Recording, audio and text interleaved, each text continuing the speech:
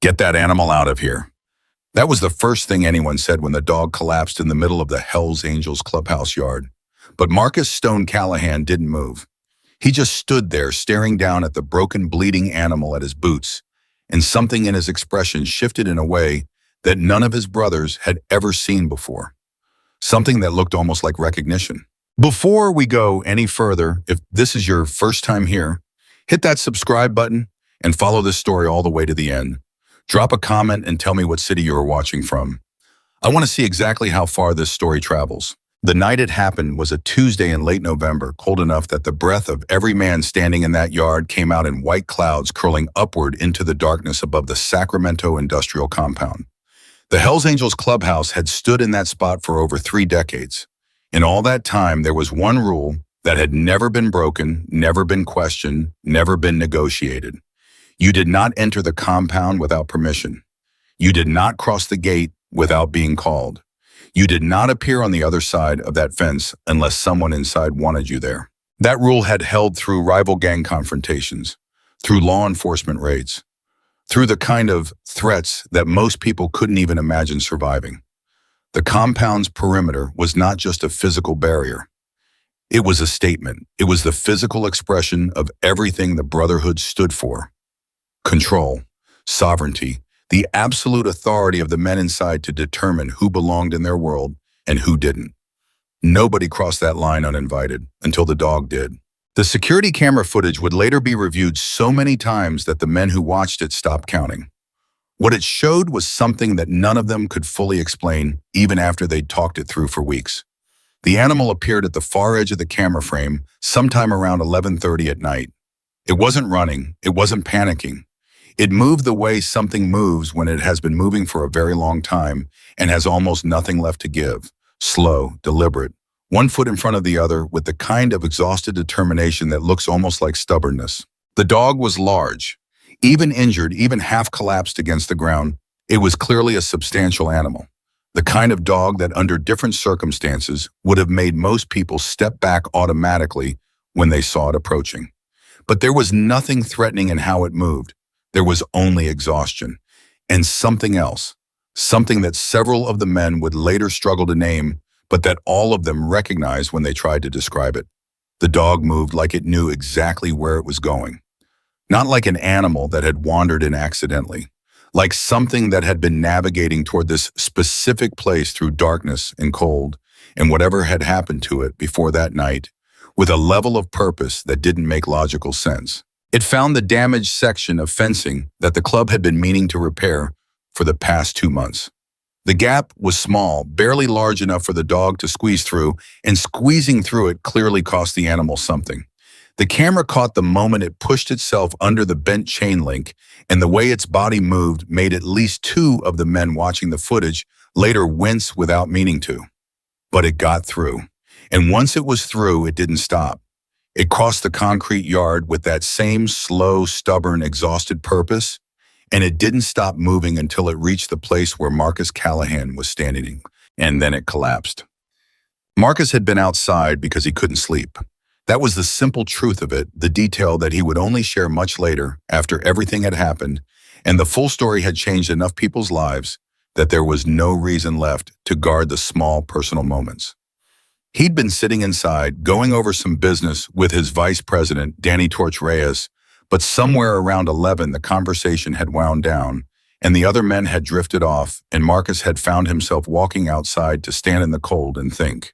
He was 54 years old. He had been president of the Sacramento chapter for 11 years and a full-patch member for 26 before that. In all that time, he had developed a particular relationship with the night. He used it for thinking. The darkness and the cold and the quiet gave his mind room to move in ways that daylight didn't allow. He stood near the center of the yard, one hand wrapped around a coffee mug that had long since gone cold, and he was looking at nothing in particular when he heard the sound. It wasn't dramatic. That was the first thing he always mentioned when he told the story afterward. He always made sure people understood that the moment itself wasn't cinematic. It wasn't like something from a movie, it was just a sound. A low, ragged, exhausted sound, partly a groan, partly something else, something that didn't have a clean human category for it, and then a weight hitting the concrete near his boots, and then silence. He looked down. The dog was there, right at his feet. Its sides were heaving with the effort of breathing. Its coat was matted with dirt and dry blood and what looked like several days of hard travel. One of its rear legs was held at an angle that made Marcus's jaw tighten the moment he saw it. The animal's eyes were open.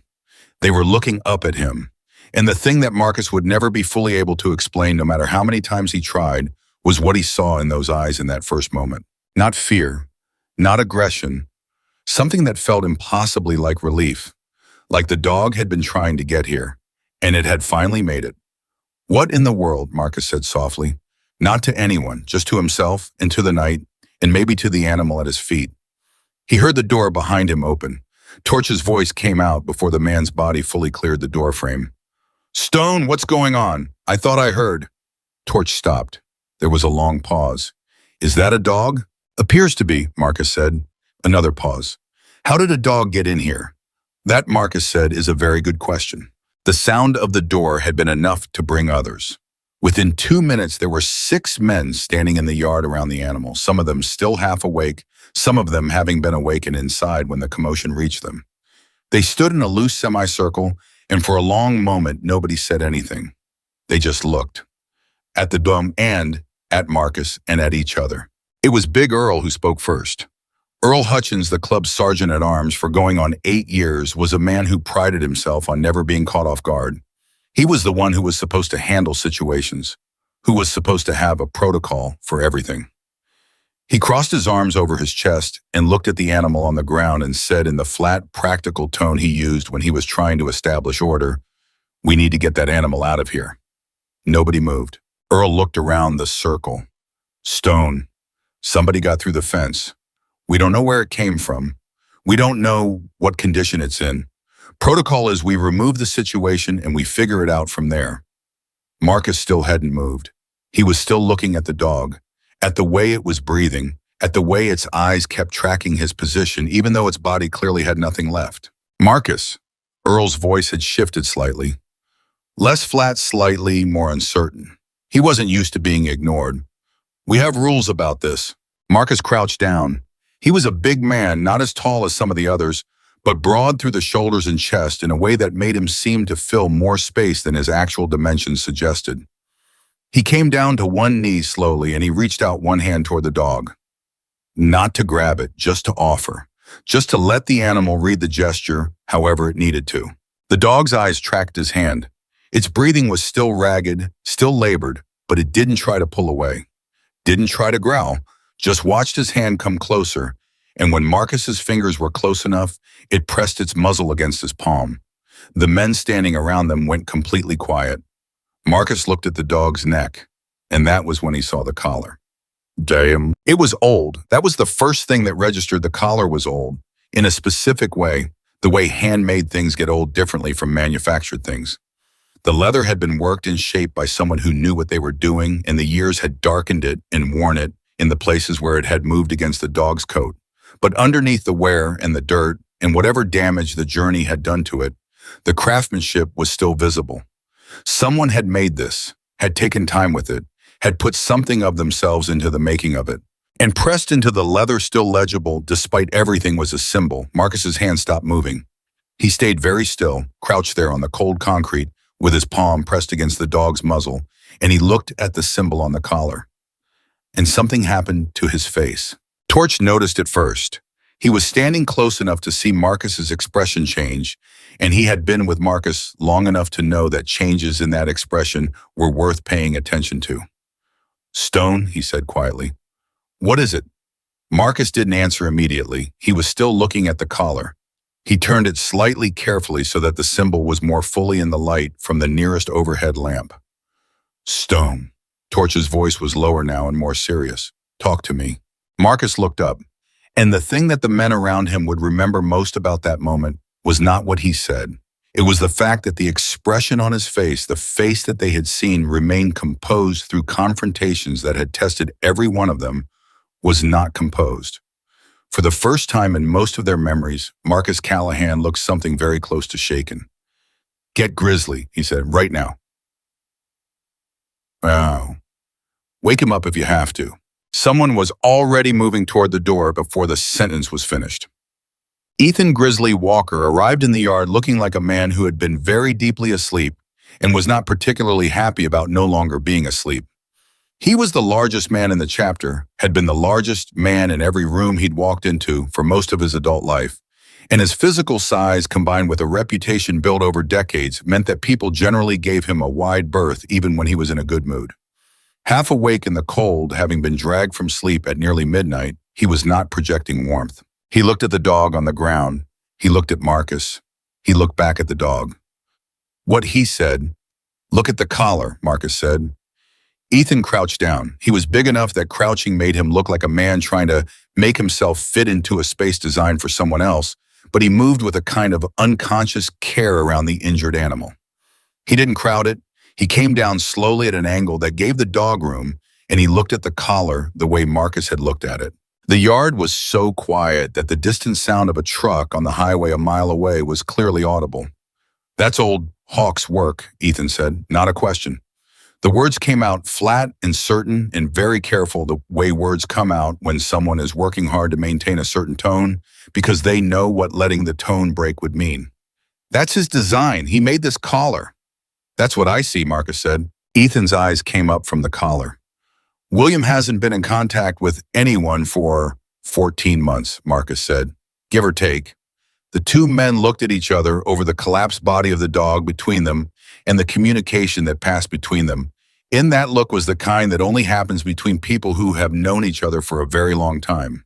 "The dog traveled to us," Ethan said. "Cameras show it came through the south gap in the fence," Marcus said. "Lone, nobody with it." Another long pause. "That dog didn't just wander here," Ethan said. "No," Marcus agreed. "It didn't." So, the dog was carried inside. That decision happened without a formal vote, which was notable in itself.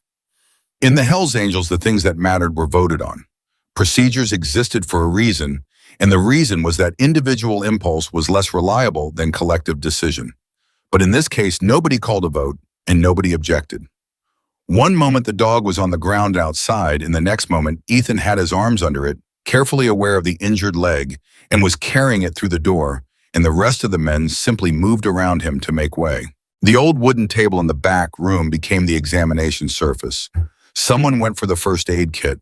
Someone else made a phone call to a man 3 blocks away who was not a licensed veterinarian but had been taking care of animals for 30 years and was the closest thing to professional help available at midnight.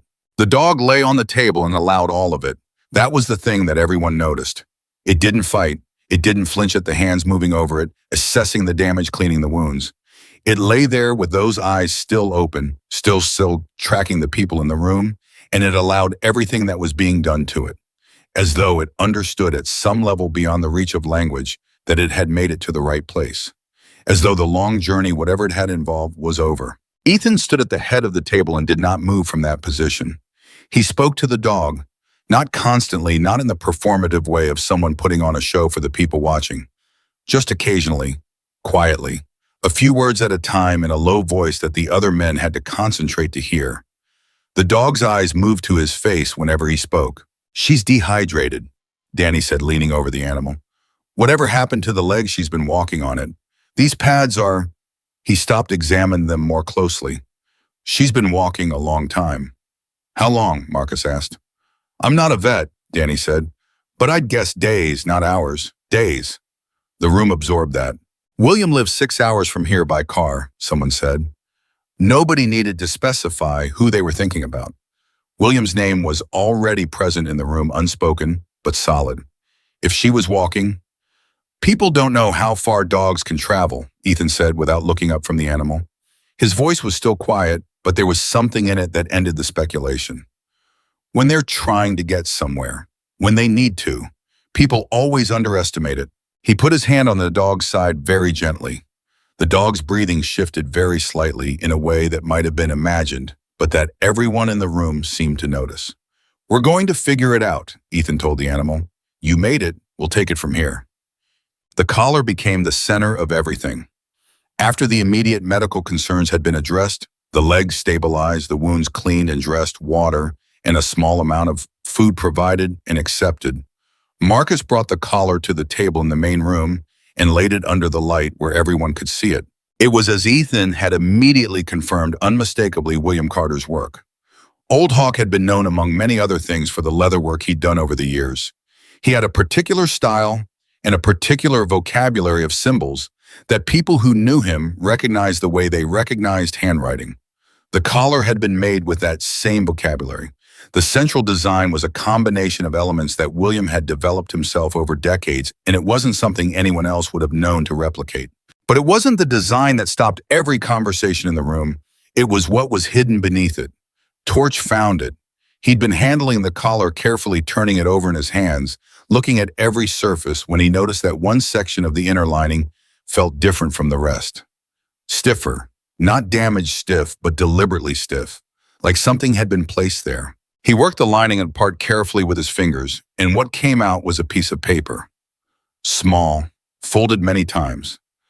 The kind of folding that someone does when they need to make something as small as possible and when they're doing it quickly and under pressure. He unfolded it, he read it. His face changed. "Stone," he said, and stopped. Marcus was across this room in 4 steps. He took the paper. He read what was on it.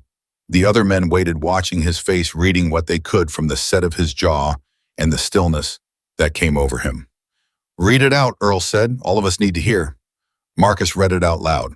The note was in William's handwriting, the cramped, careful script of a man who had never gone to school past 14, but who had spent his whole life teaching himself to read and write, as well as the people who had. It was dated 9 days earlier. It said, "If Ranger finds you, I couldn't get out. Someone has been watching my property for 3 months. They want the land. I don't know exactly who's behind it, but they're connected to people with money, and I have papers that could hurt them. I hid the papers. They know I have them. I'm not going to fight them the way they want me to. But I need someone to know I didn't just disappear. I sent Ranger because there was nobody else to send, and if anyone can find you, she can. I'm sorry to bring this to your door. I didn't have another door. William." The room stayed quiet for a long time after Marcus finished reading. Then Earl said very quietly, 9 days ago. 9 days ago, Marcus confirmed. If they have been pressuring him for 3 months and he sent the dog 9 days ago, then we don't know what's happened in 9 days, Marcus said. That's correct. Another silence. Someone in the back of the room said, "We have to go up there." Nobody disagreed. Nobody countered. The words just sat there in the room and became true the way certain things do when there's no honest argument against them. But first there were questions to answer. Not about whether they would go, that was already settled in the way that things get settled when they're not really in question.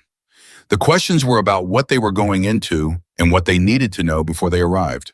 Marcus sat at the main table with Torch on one side and Ethan on the other, and the 3 of them worked through it. They had people who could make phone calls in the morning, people who knew how to find out what was happening with a piece of property in a mountain town without making it obvious that anyone was asking. They had resources, connections, favors owed. In the morning, they would start pulling those threads. But it was still the middle of the night, and in the back room, the dog named Ranger was sleeping. Ethan got up from the table after about an hour and walked back to check on her. He stood in the doorway of the back room for a moment, looking at the animal lying on the blankets someone had arranged on the floor after moving her off the table. Someone had turned the room's heater up. Someone had set a bowl of water close enough that she could reach it without having to move far. She was asleep in the way that a thoroughly exhausted creature sleeps completely, totally, with the kind of absolute physical surrender that only comes after a body has been pushed past the point where it had any choice. Her breathing was slow and even. The leg was wrapped. The wounds were dressed. Ethan crossed the room and sat down on the floor next to her. It was not a natural position for a man his size. He had to rearrange himself several times to get comfortable, but eventually he found a way to sit with his back against the wall and the sleeping dog within reach of his hand. He didn't wake her. He just sat there. Marcus appeared in the doorway a few minutes later. He looked at the scene. Ethan Walker, the largest and in many ways the most imposing man in the chapter, sitting on the floor of the back room at midnight, next to a sleeping injured dog in a posture that had nothing threatening or hard about it whatsoever. "She made it here," Ethan said without turning around. "She did," Marcus agreed. 6 hours by car, however many days on foot, injured, alone. Ethan was quiet for a moment. She made it here because she knew there was someone here who would help. That's what it looks like, Marcus said. That's not nothing, Ethan said. That dog trusted that somebody in this building would take care of her, that somebody would take the message seriously, that somebody would do something about it. He paused. I don't want to be the kind of man who makes that dog's trust wrong. Marcus leaned against the door frame. Neither do I. Then we go up there. We go up there, Marcus said. By 3 in the morning, the core of the plan was in place. By 4, most of the men had returned to their rooms, though few of them slept. By 6, the first of the phone calls had already gone out. The dog slept through all of it. Ethan stayed with her through the night. Not because anyone asked him to, and not because it was his job. Because he had made a silent decision in that back room that none of the others fully understood until much later. Ethan Walker had a specific history with animals, one that he didn't talk about openly, but that a few of the older members knew pieces of. He had grown up in a household where animals were not treated as companions, but as objects, and the shape that experience had left in him was one that he had spent a long time trying to understand and even longer trying to address. He was a man who found it easier in some ways to extend to animals the kind of uncomplicated care and protection that human situations made complicated. It was not a weakness. It was not a soft spot to be exploited. It was simply a part of him that was honest in a way that other parts of him sometimes weren't. He stayed with Ranger because she had done something extraordinary to get there, and she deserved to wake up with someone she recognized from the night before. That was the entirety of his reasoning, and it was enough. When morning came and the light began to reach through the high windows of the room, Ranger opened her eyes. She lay still for a moment, orienting herself. Then her head turned and she found Ethan sitting against the wall. His eyes were open. He'd been watching her sleep. They looked at each other for a longer moment. The dog's tail moved. Just once. But it moved. Good morning, Ethan said quietly. You did good. You made it. He reached over and rested his hand very gently on the dog's side, and she pressed into the touch. And he sat there in the early morning quiet with his hand on the animal that had traveled hundreds of miles in the dark to find someone who would help, and something shifted in him. Something that had been tight and braced for a very long time loosened just slightly, just enough to be felt. He had seen courage in his life. He had seen it in men he respected in situations that demanded everything a person had. He had never before felt it so clearly from an animal. We're going to go find him, he said to her. Wherever he is, we're going to go find him. The meeting that Marcus called for 9 in the morning was the fullest he'd seen the main room in years. Men who should have been sleeping were sitting upright and present. Men who had been planning to ride out the following day on their own businesses had rescheduled without being asked. The information had moved through the chapter overnight, the way information moves through groups of people who are paying close attention to something important. Marcus stood at the front of the room and laid it out plainly. William Carter had been part of their brotherhood for 19 years before he retired to the mountains. He had been the kind of member who didn't make a lot of noise, but who, when something needed doing, was always already doing it. He had stood beside people in this room during things that Marcus was not going to recount because they didn't need recounting. The record was the record. Everyone in this room knew who William was. He had sent his dog to them 9 days ago because he had no one else to send her to. I'm not going to tell any of you what to do, Marcus said. You're not here because I ordered you to be. You're here because you heard what happened and you showed up. That means you already know what I'm going to say and I don't need to say it. He looked around the room. So I'll just say this. Whatever's happening to William, he believed we would respond. He believed it enough to put everything he had left into a dog and send her 6 hours down the mountain in the dark. I don't know about the rest of you, but that means something to me. The room was quiet. Then Earl, who had been the one to say they needed to remove the situation the night before, said, "What time do we leave?" The preparations began immediately. Specific men were assigned to make the calls that needed making contacts in the area around William's property, who could get eyes on the situation before the chapter arrived. The kind of advanced intelligence that was not about aggression, but about understanding what they were walking into. If there were people on William's property, they needed to know. If there was law enforcement involvement, they needed to know that too. If William was hurt, they needed to know the extent of it.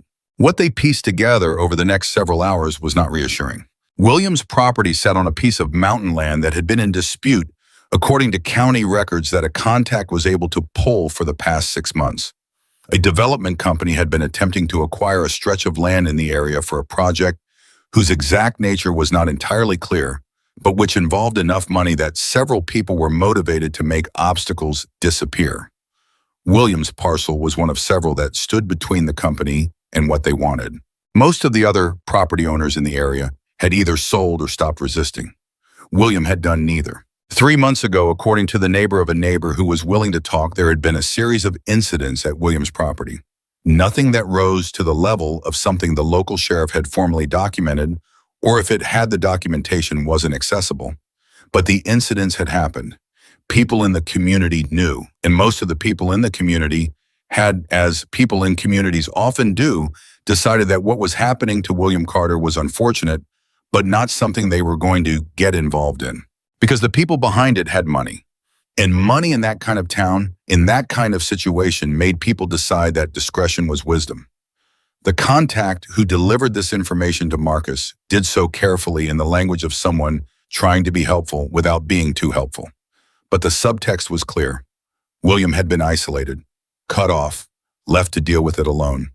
And 9 days ago, having exhausted everything else he had done, the only thing he had left. He had sent his dog to the one group of people he trusted to not look away.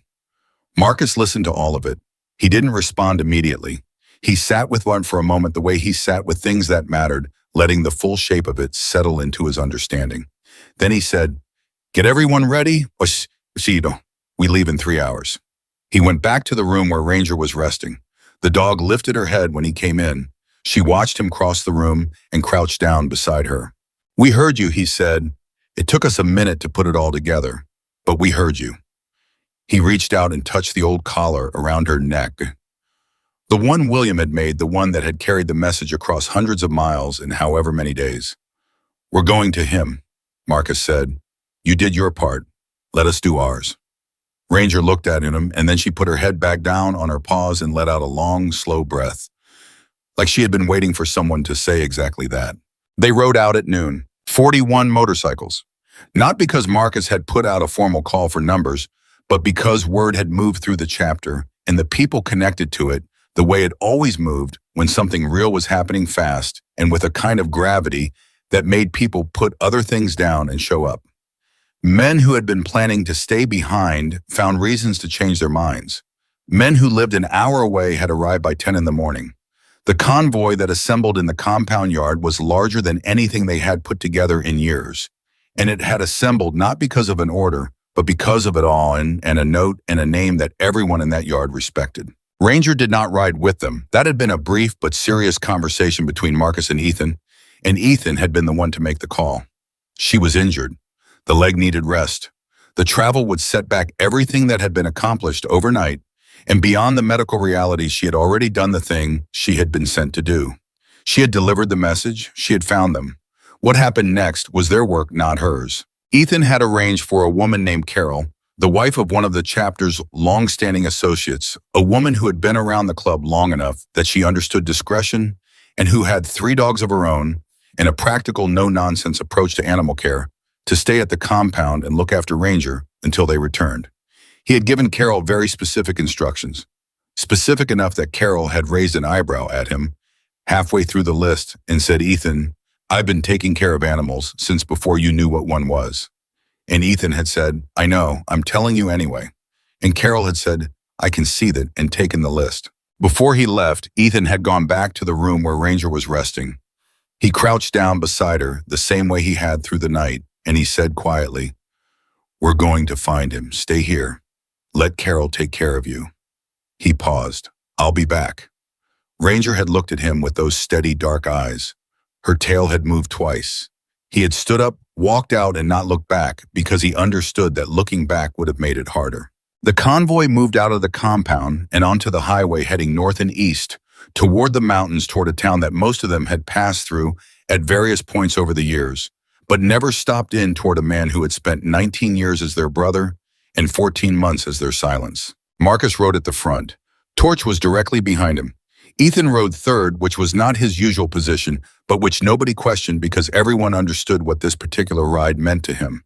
They had about 6 hours ahead of them, and Marcus used the first part of that time to think because riding gave him room to think in the same way that standing in the cold at midnight did, and there was a great deal to think about.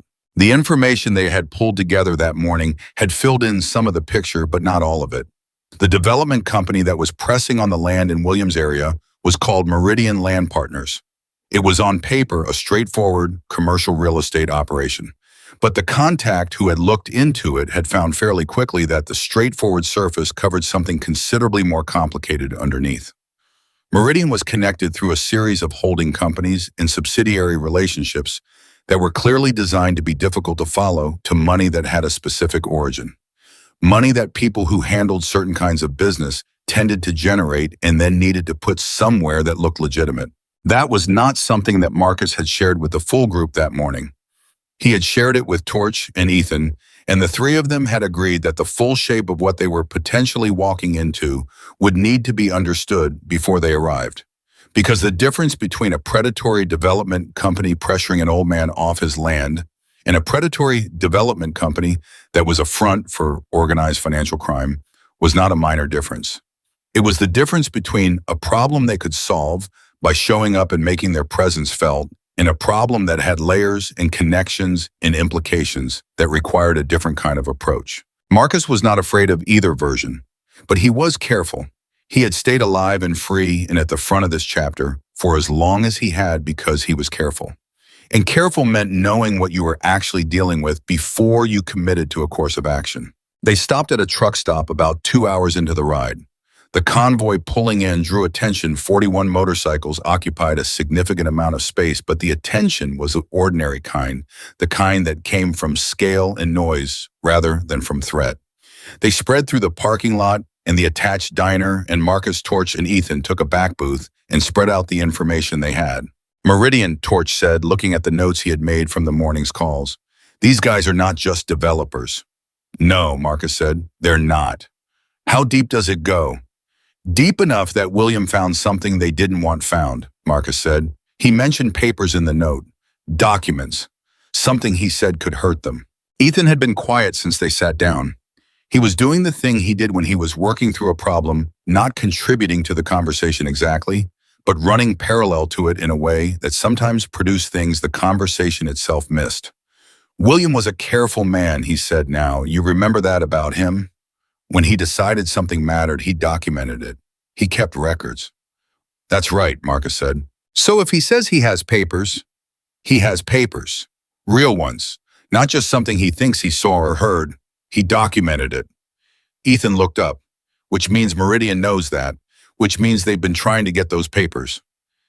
And when they couldn't get them, they started making other things difficult, Torch finished. And when that didn't work, he sent the doc, Marcus said quietly. The three of them sat with that for a moment. We need to know if there's law enforcement involvement, Ethan said. Clean or dirty? Already working on it, Marcus said. I've got a call coming in within the hour. The call came in 45 minutes later, while most of the group was still finishing coffee and food. Marcus stepped outside to take it and was gone for 12 minutes. When he came back, he sat down, picked up his coffee, and looked at the two men across from him. County Sheriff has had 2 formal complaints filed about activity on William's property, he said. Neither complaint was filed by William. Both were filed against him. Trespassing and harassment. A short silence. Filed by who? Torch asked, though the tone of the question suggested he already had a guess. A representative of Meridian Land Partners, Marcus said. Ethan put down his cup. His jaw was tight. They filed harassment claims against an old man they were harassing. That's what the record shows. And the sheriff's response, 2 visits to Williams' property. No action taken on either visit. Marcus paused. The sheriff is a man named Dale Purcell. He's been in that county for 11 years. The contact I spoke to was careful about what he said, but what he said was careful enough to be meaningful. Purcell does not have a reputation for independence from the people with money in that area. The weight of what that meant settled over the table. A compromised local authority, a development company with dirty money behind it, An old man alone on a piece of mountain land with documents that someone wanted badly enough to make his life extremely difficult. And 14 months of silence before a dog showed up at their gate. "We're not walking into a simple situation," Torch said. "No," Marcus said, "we're not." "Does that change anything?" Marcus looked at him. "Does it change anything for you?" Torch was quiet for a moment, then he said no. "Then it doesn't change anything." They rode out from the truck stop 30 minutes later. The mountain road began about an hour further on, and the character of the journey shifted as the terrain changed around them. The roads narrower, the traffic lighter, the air different in the way that mountain air is different when you've been riding at lower elevation for a long time. The convoy stretched out along the road, and Marcus could see it in his mirrors, could see the line of riders behind him, and something about the sight of it moved through him in a way he didn't try to name. These were men who had spent their entire adult lives being told a specific story about who they were. By newspapers. By people who crossed the street when they saw them coming. By the particular kind of suspicion that attaches itself to a group whose aesthetic and whose history gave people easy material for assumptions. He knew some of those assumptions were earned. He was not a naive man, and he was not interested in pretending that the history of his brotherhood was simple or clean. It wasn't. There were things in it that he carried and had never stopped carrying. But there was also this. 41 men on a mountain road in November riding towards someone who had needed them without even being sure they'd come. Riding because an injured dog had crossed a dark yard and put its muzzle in a man's hand and trusted that the hand would be open. That was also the history, and it was just as real as any of the rest of it. They reached the town of Carver Falls in the late afternoon. Small enough that the convoy's arrival was immediately visible, the kind of town where 41 motorcycles constitute something between an event and an incident, and where people notice from their windows and their front porches and the sidewalks, and where the noticing is not especially subtle. They moved through the main street slowly, not trying to be invisible. There was no point in that, but not performing anything either. Just moving through. Marcus had an address. He had gotten it that morning from records that the contact was able to access cross-referenced with what he already knew from years-old conversations with William about where he'd settled. They moved through the town and out the other side, up a road that climbed steadily and became less well-maintained the higher it went, until they were on something that was barely more than a gravel track, and then they came around a bend and the property was in front of them. The house was old. That was apparent immediately. Old in the way that certain mountain structures get old shaped by the specific demands of the environment worn by seasons that were more severe than the ones lower down, but still standing still, solid in its bones. There was a workshop behind it, a structure of similar age. Fencing around a property whose bounds were marked by the kind of posts and wire that someone had maintained over years. And in the yard, sitting in a chair with a blanket over his lap, looking at the road as though he had been waiting, was William Carter. Marcus pulled up first and stopped. He turned off his engine. Around him, one by one, the rest of the convoy went quiet until the only sound was the wind and the distant sound of birds somewhere in the trees above the property. He got off his bike and walked toward the old man in the chair. William Carter had aged, that was the first thing. 19 years since he'd been a full member, 14 months since he'd had any contact. And the years had worked on him in ways that Marcus registered without making them mean more than they did silver hair, a face more deeply lined. Then he remembered a body that held itself more carefully than the one he'd known.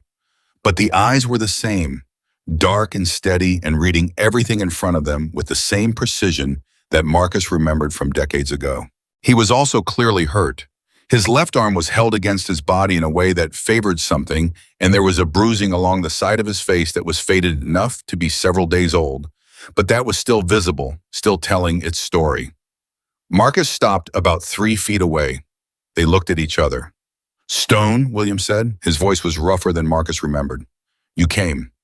"We came," Marcus said. William's eyes moved past him to the line of motorcycles and men stretching back down the road.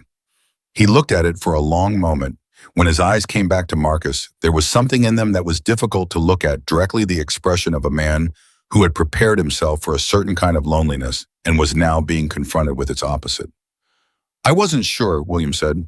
"I hoped, but I wasn't sure." "You should have been sure," Marcus said. William looked at him. "Ranger made it." "She made it," Marcus said.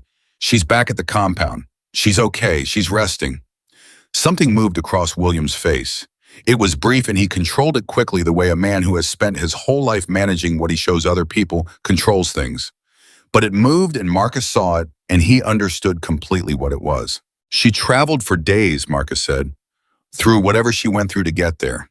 She came through the south fence, the gap we've been meaning to fix for 2 months. He paused. I'm glad we hadn't fixed it yet. William let out a breath that was almost a laugh, but not quite. She's always been too smart for her own good. He paused. For my own good, really.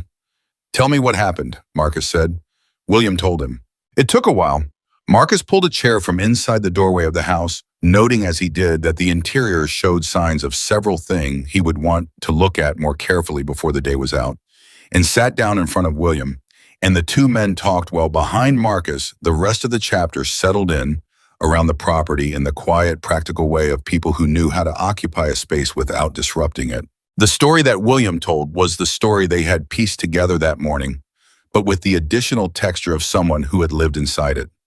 Meridian had come to him 8 months ago with an offer for his land. He had declined. The offer had been repeated at a higher number. He had declined again. Then the incidents had started, small things at first, the kind of things that were ambiguous enough to not be clearly attributable to anyone, but that accumulated into a pattern. A fence cut, a truck that came up the road and sat for a long time before leaving. A conversation with someone from the county office about a zoning issue that didn't actually exist. He had started keeping records. That was his instinct, and it was the instinct that had served him well when it had served him, and which had now put him in this position. He had written down dates and times and descriptions. He had photographed things. He had, in the course of trying to understand who was behind Meridian and what they were actually after, found documents in the public record county filings, corporate registrations, transfer records, that when you laid them out in sequence and followed the chain of connections, told a story about where Meridian's money actually came from. A story that the people behind Meridian would very much not want told. I made copies, William said. I put them somewhere they're not going to find them. Good, Marcus said, but they know I have them, or they know I have something. 3 months ago, they stopped being subtle about the pressure.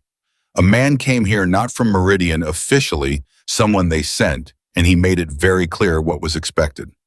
William's eyes were steady on Marcus's face. I told him to get off my property. And after that, things escalated. I took a fall. William's jaw tightened slightly. That was 10 days ago. It wasn't a fall, but there was nothing I could demonstrate. And Purcell, the sheriff, he stopped. We know about Purcell, Marcus said. Then you know why I didn't call anyone official, William said. By the time I sent Ranger, I'd been alone up here for 3 months dealing with it. My neighbors were, he paused, choosing words. They're good people. They're not equipped for this kind of thing. I couldn't ask them to put themselves in the middle of it. But you could ask us, Marcus said. There was nothing in his voice except the simple statement of fact. I knew what I was asking, William said. I knew you might not come. I'm not part of the life anymore. I don't have a claim on anyone's William. Marcus's voice was quiet. Stop. William stopped. You were our brother for 19 years, Marcus said. That doesn't have a shelf life. The old man looked at him for a long moment. Then he looked away at something in the distance, and his throat moved. Ethan had been standing back, giving the conversation room. Now he came forward and crouched down in front of William's chair, and he looked at the old man's arm and his face with a direct, assessing attention. That arm needs to be looked at, he said.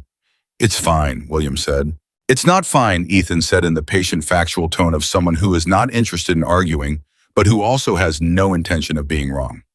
We've got someone with medical training who rode up with us. I want him to look at it today. William looked at him. Ethan Walker, you got bigger. I got older, Ethan said. Same thing. A ghost of a smile. You were always the one who couldn't leave things alone. Still am, Ethan said. He looked at William's face at the faded bruising along the side of it. Who did this to you? The man who came to deliver the message, William said. I told him to leave. He made a point on his way out. Ethan's expression didn't change, but something behind his eyes did. Name? I don't have a name. I have a description. Give it to me. William gave it to him. Ethan listened without comment, then stood up and stepped back, and Marcus watched him walk to the edge of the yard and have a quiet, brief conversation with two men who were part of the chapter's inner circle, and he knew what those conversations were beginning. Meanwhile, three of the men who had ridden up had, without waiting for instruction, moved to the front of the property and were doing the kind of patient, systematic visual survey of the grounds and approaches that people do when they are establishing a perimeter.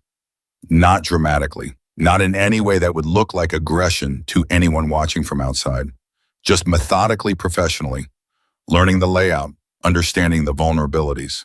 Others had begun unloading things from the saddlebags and cargo cases that several of the bikes had been carrying: supplies, food, tools, materials. Someone was already examining the fencing at the property's edge, assessing what needed repair and what materials they had to do it with. William watched all of this from his chair. He didn't say anything for a while. He just watched, and his expression was the expression of a man processing something that is larger than what he had allowed himself to hope for. "I need to tell you something," he said when Marcus came back to sit beside him. "About the papers, about what's in them." "I'm listening," Marcus said. What William told him over the next 20 minutes was more significant than anything the morning's research had surfaced. The documents he had collected, the chain of filings and transfers and registrations he had followed through public records, connected Meridian land partners to a network that extended well beyond one county's worth of real estate pressure. It was a money movement structure. The land development was real, but it was also functional cover for the movement of money that originated in activities that Marcus recognized the general shape of, because the shape was not unfamiliar to someone who had spent 30 years in the world he had spent 30 years in. Drugs, extortion, the specific kind of financial architecture you build when you have money you can't acknowledge having.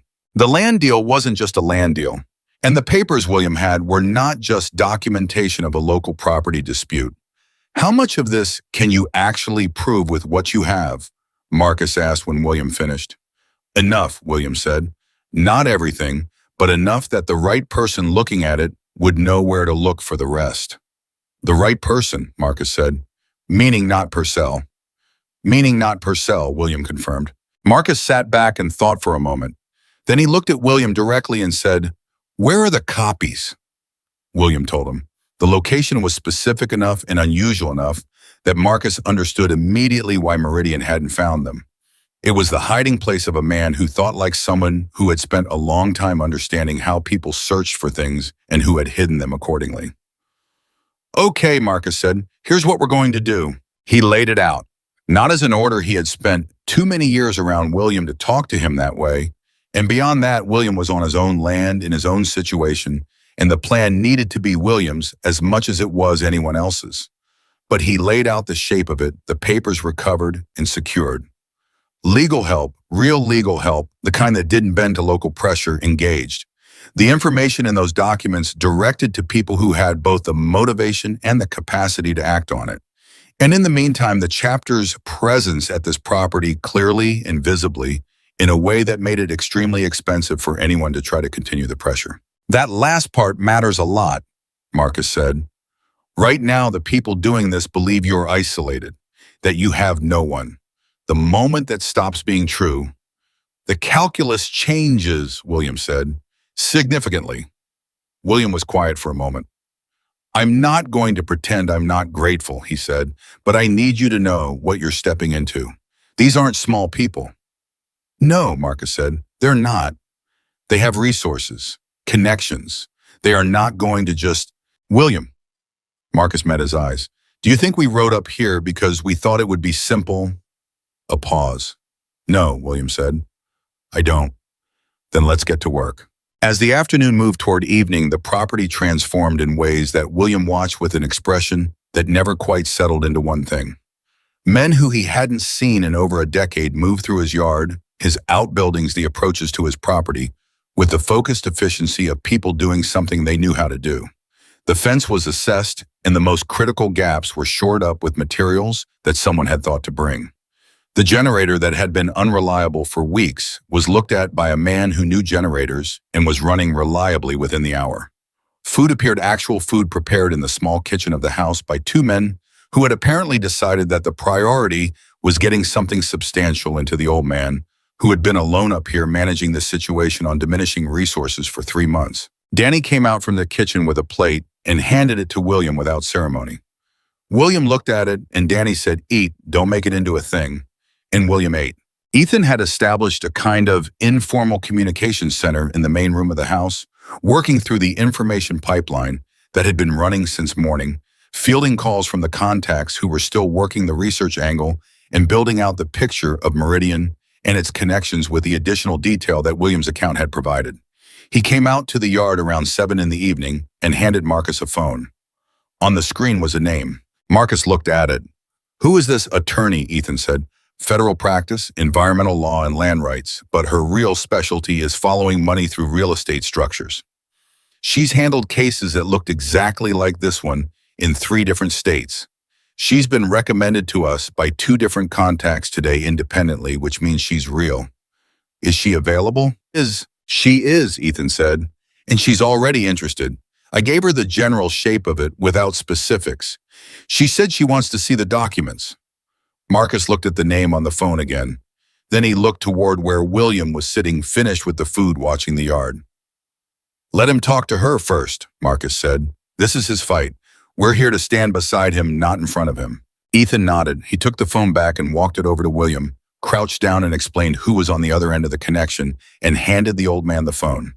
William held it for a moment, looked at it, then put it to his ear. "This is William Carter," he said. The conversation that followed lasted over an hour. Marcus and Ethan stayed within range, not to listen but to be present if William needed them.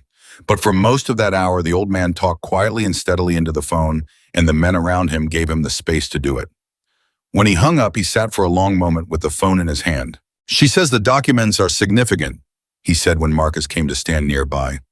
"She says she's seen structures like this one before, and she says the connections you can establish with public records, if you know what you're looking for, are more traceable than people in these arrangements typically understand. What does she need? Time, access to the documents. And she says she'll be up here within the week to look at everything firsthand." "Okay," Marcus said. "She also said," William paused. He looked at Marcus. "She said that the presence of a visible support network at the property is legally meaningful in this context, that the isolation was part of the strategy, and that removing the isolation changes what's possible." "It does," Marcus said. "She put it more technically than that," William said, "but that's what she meant." He looked out across the yard where the men of the chapter were settling in for the night in the particular way of people who have decided they're staying for a while. "They were counting on me being alone," he said. "I know," Marcus said. "How many days are you planning to stay?" Marcus looked at him. "As many as it takes." William looked back at him for a long moment. Then he said very quietly, "I thought I was past the point of being surprised by people." "You're not," Marcus said. "That's the thing about people. You never get all the way past it." The night settled over the mountain property, with the chapter of the Hells Angels spread through it, some inside, some in sleeping arrangements cobbled together from what they'd brought and what the property offered, and somewhere back down the mountain, and 6 hours down the road, a dog named Ranger was sleeping in a warm room with Carol nearby and a water bowl within reach. Ethan sat on the front step of the house in the cold, the way he had sat on the floor of the back room the night before, and he thought about distances, about how far a creature will travel when it loves something, about the specific kind of faith it takes to send everything you have left into the dark and trust that it will reach the right hands. He thought about William, who had spent 14 months handling this alone, who had watched his neighbors look away and his sheriff bend toward money, and the people he might have called too far away, who had reached the point where his only remaining move was to put a note inside a collar and open a gate.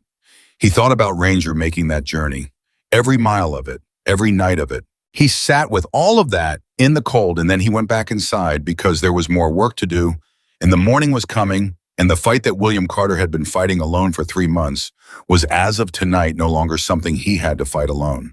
And that, Ethan thought, was the thing that actually mattered. Not the size of what they were walking into, not the connections Meridian had, or the money behind them, or the sheriff who looked the other way. All of that was real, and all of it would require serious, careful work. But none of it changed the fundamental fact that had changed tonight. William Carter was no longer alone, and the people who had been counting on his isolation as their primary weapon had, as of this evening, lost it. The first morning on William's property began before sunrise. Marcus was awake at 4:30. He had slept 3 hours on a cot that someone had set up in the workshop, and he woke with the particular clarity of a man whose mind had kept working while his body rested. He lay still for a moment, listening to the sounds of the property, the wind, the distant movement of trees, the slow breathing of two men sleeping nearby, and then he got up and started the day. By 5, 6 others were awake. By 5:30, coffee was made, and the core group was gathered in William's kitchen, talking quietly over the table with the focused, low-energy intensity of people planning something that requires precision. The first problem they addressed was the documents. William had told Marcus where the copies were hidden, and the location was specific enough that Marcus had spent part of his 3 hours of sleep thinking through the logistics of retrieving them without being observed. The hiding place was not on William's property. That had been deliberate. William had understood that the property itself was watched, and that anything kept there was ultimately vulnerable to people who were willing to be patient and thorough.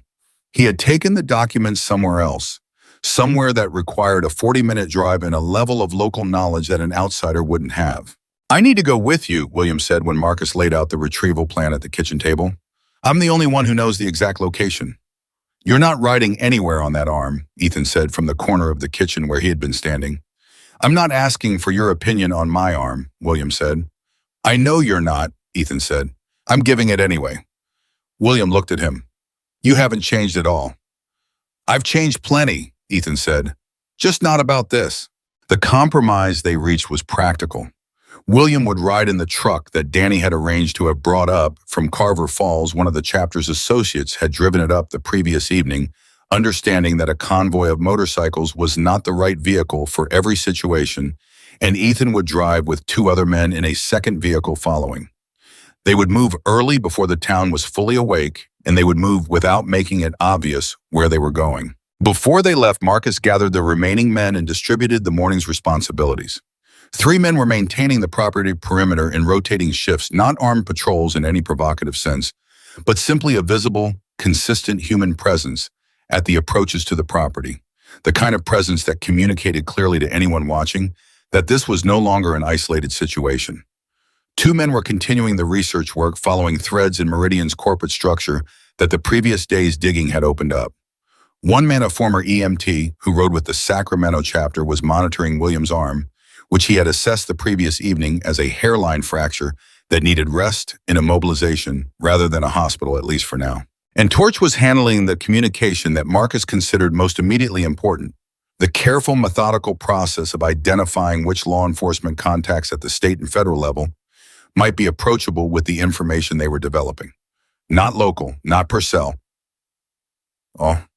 Higher, the kind of reach that Meridian's local connections couldn't neutralize. Marcus had been in enough complicated situations over enough decades to understand one fundamental truth about this kind of problem. The people on the wrong side of it were powerful because they operated in the dark. Light was the thing that actually threatened them, not confrontation. Confrontation they could manage, could spin, could use to their advantage. But the right information reaching the right people through the right channels, documented and sourced and legally coherent, was something else entirely. That was the thing they were building toward. The truck left the property at 5:50 in the morning, William in the passenger seat and Ethan at the wheel. They moved down the mountain road and through the still quiet outskirts of Carver Falls without incident. What happened 20 minutes into the drive was the thing that none of them had anticipated. Ethan had been watching his mirror since they left the property. That was automatic, the habit of decades, and it didn't require his conscious attention. Part of his mind was simply always tracking what was behind him. What was behind him for the first 15 minutes was nothing out of the ordinary. The second vehicle with their 2 men, the occasional early morning truck, nothing else. At the 20-minute mark, a vehicle appeared behind the second car and stayed there. Ethan didn't say anything immediately. He watched it for another 2 minutes through a curve and a straightaway and another curve. The vehicle maintained its distance. Not too close, not pulling back, maintaining. "We've got company," he said. William turned slightly carefully, favoring his arm. "Black pickup, extended cab." "You know it." "I've seen it before," William said. His voice was steady, but something had tightened in it. 3 times in the last month. Different spots. Same truck. You tell me before today, Ethan said. I'm telling you now. Ethan made a phone call. One hand on the wheel, the other on the phone, his voice flat and brief and very clear. He outlined the situation to Marcus in approximately 30 seconds. Marcus responded in approximately 15. Change your route? Ethan told Danny in the second vehicle, relaying the instruction. Don't go where we were going. Go to the diner on Route 9 instead. Get there, park visible, and wait. What are we doing? William asked. Seeing what they do, Ethan said. If they follow us to a public location, we know they're watching us. If they peel off, we adjust. The black pickup followed them to the Route 9 diner. It parked across the road. No one got out. Ethan and William and the two men from the second vehicle went inside the diner, ordered coffee, and sat at a table by the window where they could see the truck. William wrapped both hands around his coffee mug, and Ethan watched him processing the information with the contained intensity of a man who had been dealing with this alone for a long time and was now having to recalibrate to not being alone. They're not trying to hide it anymore, William said quietly. No, Ethan said. That means they know you're up here. They know the situation changed. William looked out the window at the parked truck. That worries me more than if they'd stayed hidden. Why? Because hidden means cautious, and cautious means they're still worried about consequences. William turned back to Ethan. Visible means someone made a decision to escalate, that someone isn't the people who've been pressuring me. That's someone above them, someone who decided the situation needs to be resolved. Ethan looked at him steadily. You've been thinking about this a long time. 3 months, William said. You think about things. Oh, okay. Ethan put down his cup. So they know about us. That changes some things, but not the core of it. We still need those documents. We still need to get them to the attorney. We still need to build what we're building. I agree, William said, but we need to be smart about how we get there. If they're watching the route to where I hid the papers, then we don't go direct, Ethan said. We make them follow us somewhere else first, something that looks like it matters, while Marcus sends a separate team from the other direction. William studied him. You've done this kind of thing before. Different context, Ethan said. Same principle. They spent 40 minutes in that diner drinking coffee and eating breakfast that neither of them particularly tasted, and during those 40 minutes, 3 phone calls went back and forth between Ethan and Marcus, and a plan was rebuilt around the new information.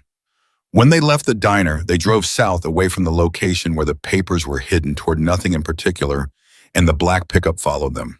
And while it did, 2 men on motorcycles who had left the property by a completely different road 30 minutes earlier were collecting the documents from the location William had described to Marcus the night before.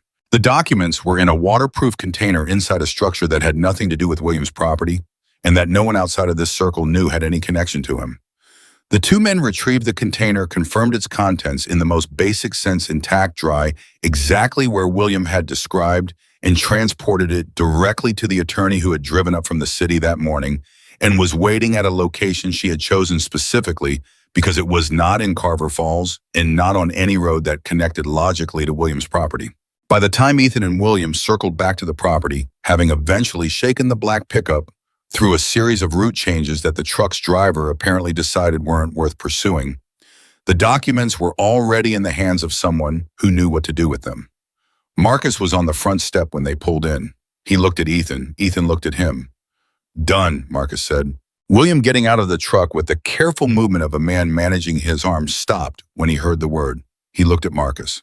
Already, but Marcus said. She has everything. She's been working for 2 hours. William stood very still for a moment. The morning light was full now, and it showed clearly the depth of the exhaustion in his face.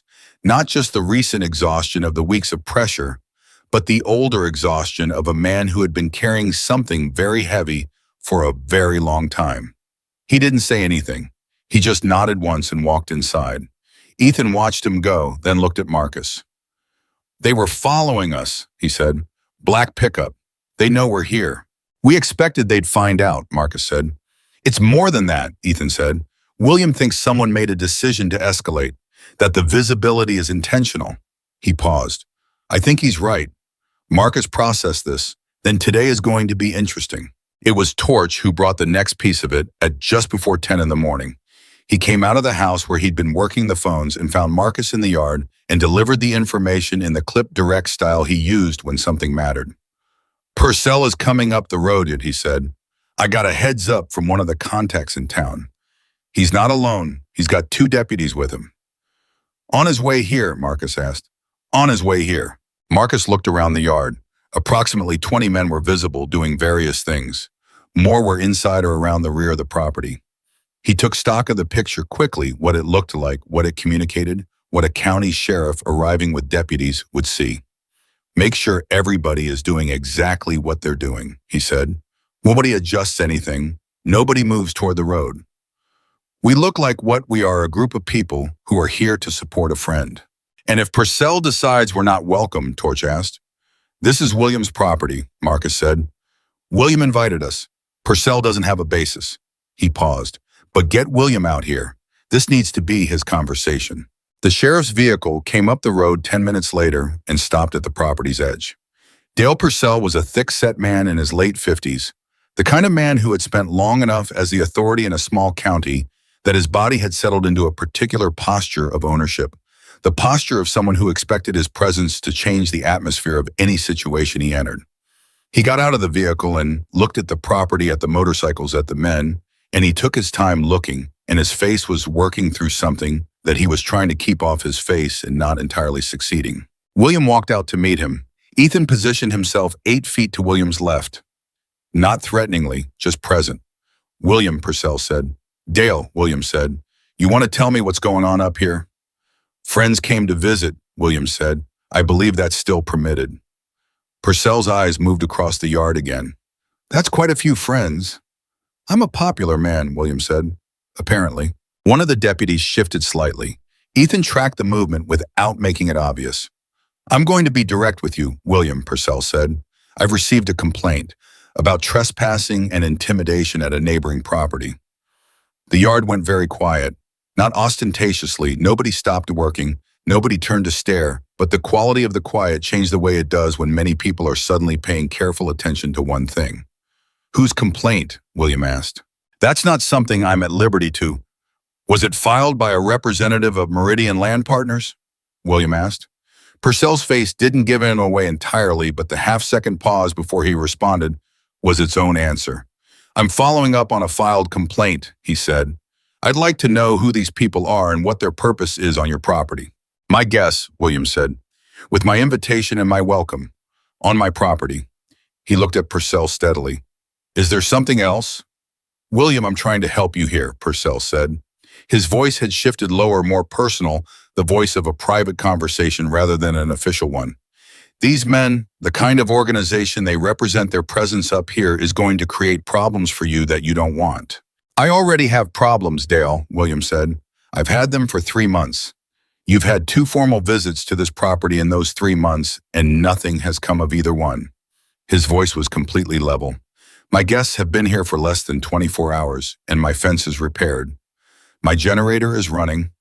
Someone looked at my arm, and I had a hot meal last night, so I'm struggling to see how their presence is the problem. The silence that followed was the kind that has weight to it. Purcell looked at Marcus, who had come to stand near William, and who was looking back at him with the calm, steady attention of a man who has been through enough conversations like this one to know exactly what they contain and what they don't. You're the president, Purcell said, not a question. Of the Sacramento chapter, Marcus said. Yes. You understand that your organization's involvement in this situation? We're visiting a friend, Marcus said. That's the entirety of our involvement, and we're visiting a friend who needed some help with repairs and some company. I'm not aware of any law that makes that a problem. Purcell looked between the two of them. He was a man doing a calculation, and the calculation was visible in the set of his jaw, and the movement behind his eyes, the calculation of someone who had been operating in a certain arrangement of power and who was now confronting the fact that arrangement had a new variable in it that he hadn't anticipated. I'll need to verify everyone's identification, he said finally. Of course, Marcus said. We'll cooperate fully with any lawful request. What followed was an hour of methodical by-the-book documentation.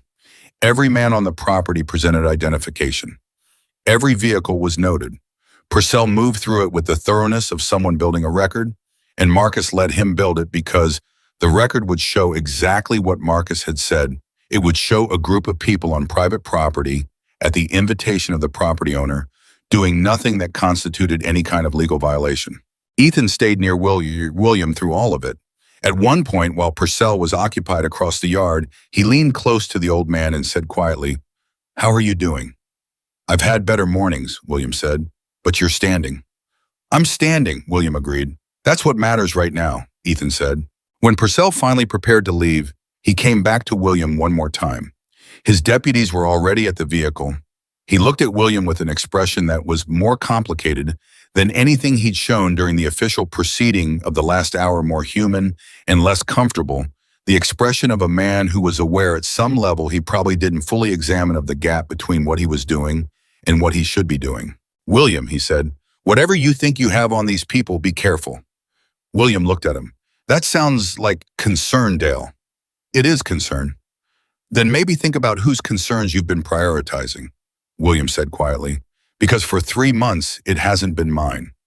Purcell had no answer for that. He held William's gaze for a moment, then turned and walked to his vehicle and left. The yard exhaled. Marcus looked at William. William looked at Marcus. "He'll report back to Meridian," William said. "Within the hour," Marcus agreed, "which means whoever made the decision to escalate knows that the sheriff visit didn't resolve anything." "So what do they do next?" William asked. "That," Marcus said, "is what we need to figure out before they do it." It was Ethan who figured it out, not through analysis or information, through the specific physical intelligence of a man who had spent decades reading situations. He was standing at the edge of the property in the early afternoon, doing a slow walk of the perimeter that he'd been doing periodically since they arrived, when something made him stop. Not a sound, not a visible movement, something less definable, the felt sense of a change in how the surrounding space was weighted. He stood still for a long moment, listening in the broader sense of that word. Then he pulled out his phone. "Marcus," he said when Marcus picked up, "come to the east side of the property and bring Danny."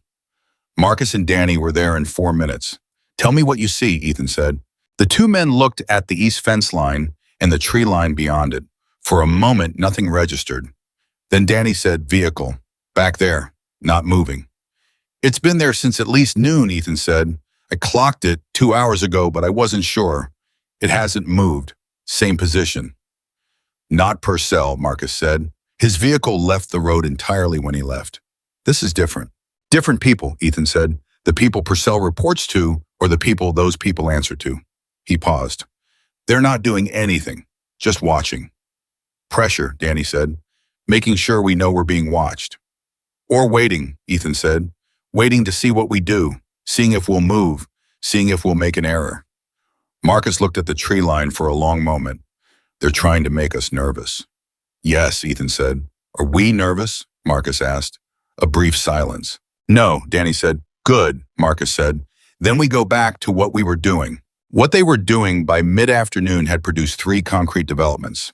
The attorney, working through the documents with the focused efficiency of someone in their professional element, had called Marcus at 12:30 to tell him that what she was looking at was not just locally significant. The financial structure she was unraveling connected to entities that were already on the radar of federal investigators, and the documentation William had assembled was detailed enough to be genuinely useful to people who were already building a case. She was making calls. She needed 2 more days with the materials, but she wanted Marcus to know that this was real, that it was bigger than a mountain town property dispute, that William had, without fully knowing it, found the edge of something that a lot of people had been trying to find for a long time. Marcus had taken that call standing in the workshop alone, and he had stood for a full minute after it ended before going back outside. William had done this alone. For 3 months, a retired biker on a mountain property with a bad arm and a sheriff who looked the other way, and he had quietly, methodically built a documented record of something that federal investigators would find valuable. He had done it because it was the right thing to do, and because walking away from something wrong was not in his nature, regardless of what it cost him.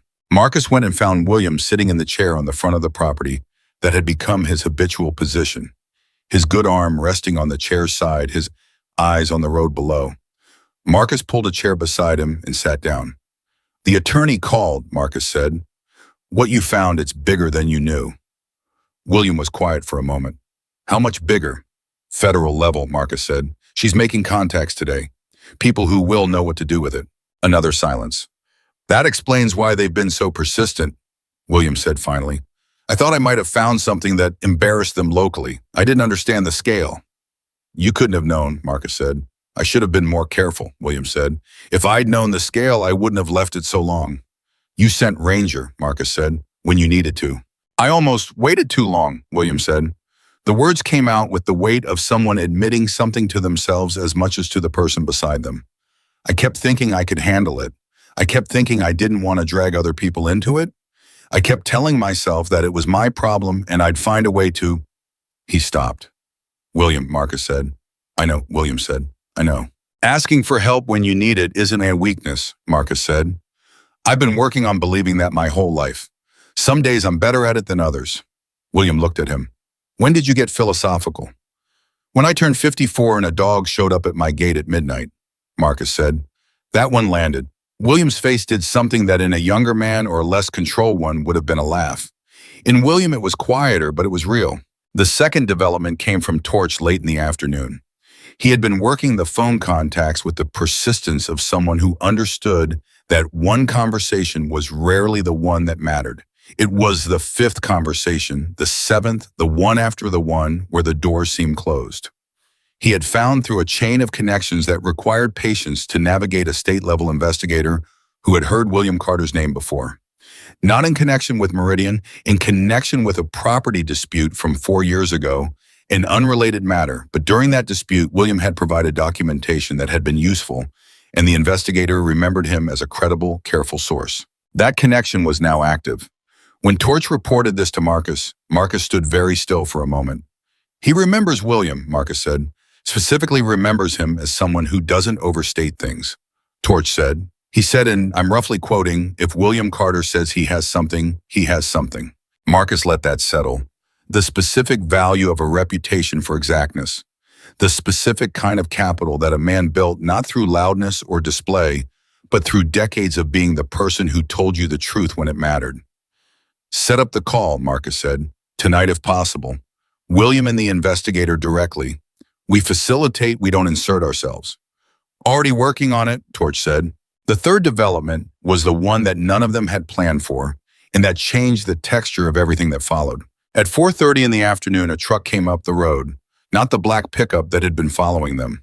Not Purcell, a different truck old and familiar with the road in the way of something that had made that climb many times. It stopped at the property's edge, and an older man got out late 60s, the kind of physical sturdiness that comes from a lifetime of outdoor work, moving with the slight hesitation of someone who had made a decision and was committed to it but was not entirely at ease with it. He stood at the property line and called out, William, it's Frank Alderman. Several of the chapter's men had moved to positions near the entrance before the truck had fully stopped. Marcus held up a hand, easy wait, and they held their positions. William had heard the name from inside the house. He came to the doorway, looked out, and his expression shifted in a way that Marcus, watching from nearby, read as significant. Let him in, William said. Frank Alderman walked up to the property with the careful bearing of a man crossing a line he had not crossed before and was aware of the weight of crossing it. He stopped in front of William. He looked at the other men around him. Then he looked back at William. I heard you had company, he said. Word travels, William said. Word travels fast in a small town, Frank said, especially when a man comes up the road with 40 motorcycles. He paused. I should have come sooner, before this. I want you to know that I know that. William looked at him steadily. What changed? Frank's jaw tightened. I saw Purcell's car up here this morning, and I saw what came after. The other vehicle. He stopped. They've been at my property too, low level, enough that I understood the message. I've got 2 acres they want for the same project, and I've been... He stopped again. I've been telling myself it was someone else's problem. And now, William asked, Mom, now someone else is making it harder to pretend that, Frank said. He glanced at Marcus, at the men around him, then back to William. I've got documentation too.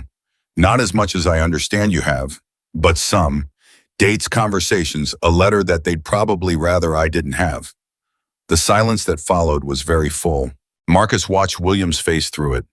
What moved through the old man's expression in those few seconds was something that Marcus would remember for a long time: relief, and something that was almost anger at the relief, because the relief revealed how long and how completely alone William had felt. "Frank," William said, "come inside." Frank Alderman came inside. And over the next 2 hours, sitting at William's kitchen table with Marcus and Ethan and Torch listening, he laid out a parallel account: the same meridian, the same pressure, the same pattern of escalating incidents, the same local authority that was either indifferent or complicit, different property, different personal circumstances, same structure, two sources, two documented records, two people who could speak independently to the same pattern. The attorney, when Ethan called to tell her, was quiet for a moment. Then she said, "That changes the corroboration picture significantly." "I thought it might," Ethan said.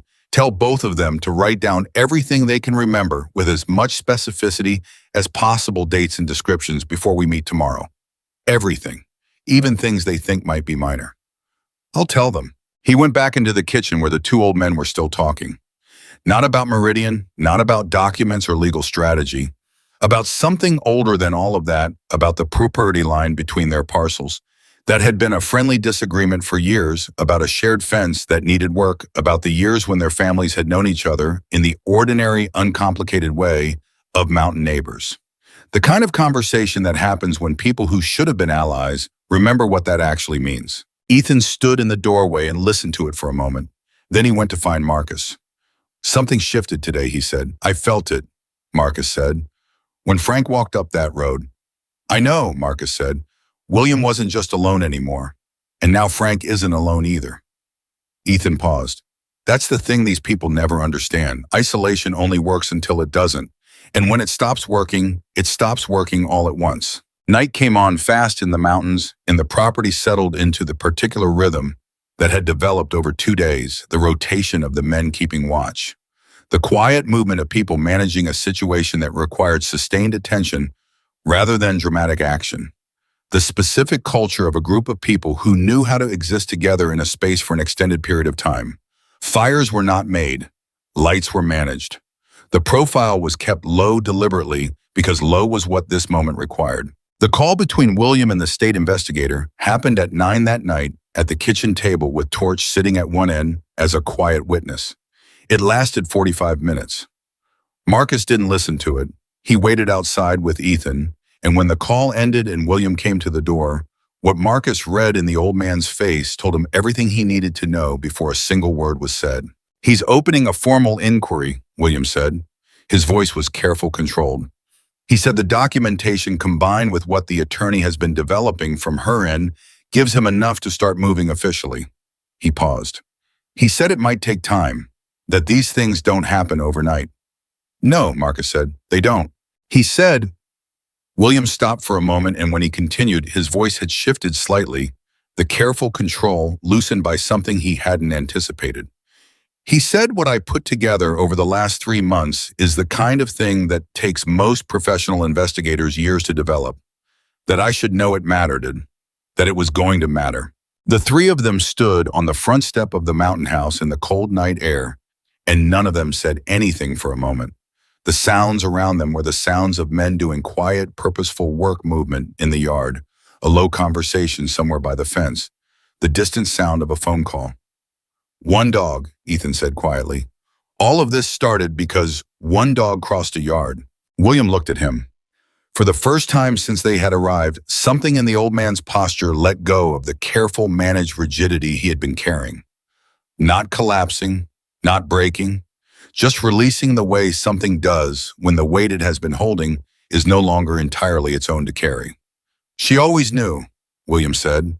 "Even before I did, she always knew who to go to." And somewhere down the mountain and 6 hours down the road, in a warm room in the Sacramento compound, Ranger was sleeping through the night. Her wrapped leg extended, her breathing slow and even, with Carol asleep in the chair nearby. She had done what she came to do, and the world was beginning slowly and irreversibly to shift. The third morning on William's property started with a phone call that nobody expected. Marcus was in the kitchen at 6:15, standing with his second cup of coffee, going through the notes Torch had compiled the night before when his phone rang. The number was local, Carver Falls area code. He almost didn't answer it. Then something made him pick up. Is this the man in charge up at the Carter place? The voice was a woman's, older. The kind of voice that had spent a long time being careful about what it said and had decided at some point this morning to stop being careful. Who's asking? Marcus said. My name is Ruth Delaney. I live 3 properties down from Frank Alderman. I heard Frank went up there yesterday. A pause. I want to come too. Marcus was quiet for a moment. Why? Because I've been watching what's been happening to William Carter for 3 months, and I've been too frightened to do anything about it, Ruth Delaney said in the flat, self-accounting tone of someone stating a fact they're not proud of. And I'm 81 years old, and I've been frightened of things my whole life, and I'm tired of it. Marcus set down his coffee cup. Mrs. Delaney, he said, you're welcome to come. She arrived at 8:30 in a 20-year-old sedan that she drove with the confident precision of someone who had been driving that road since before it had its current name. She was small and white-haired and walked with a cane, and she carried under her free arm a manila folder that she handed to Marcus before she even said hello to William. I've been keeping a record, she said, since January. Everything I saw from my property. Dates times descriptions of vehicles. I don't know if it helps, but I have it. Marcus opened the folder. He looked at what was inside. Then he looked at the woman in front of him. This helps, he said. It helped considerably. Ruth Delaney, it turned out, had the specific superpower of an 81-year-old woman who didn't sleep on and whose bedroom window faced the road. She had seen things that no one with a less convenient vantage point and less time on their hands would have caught.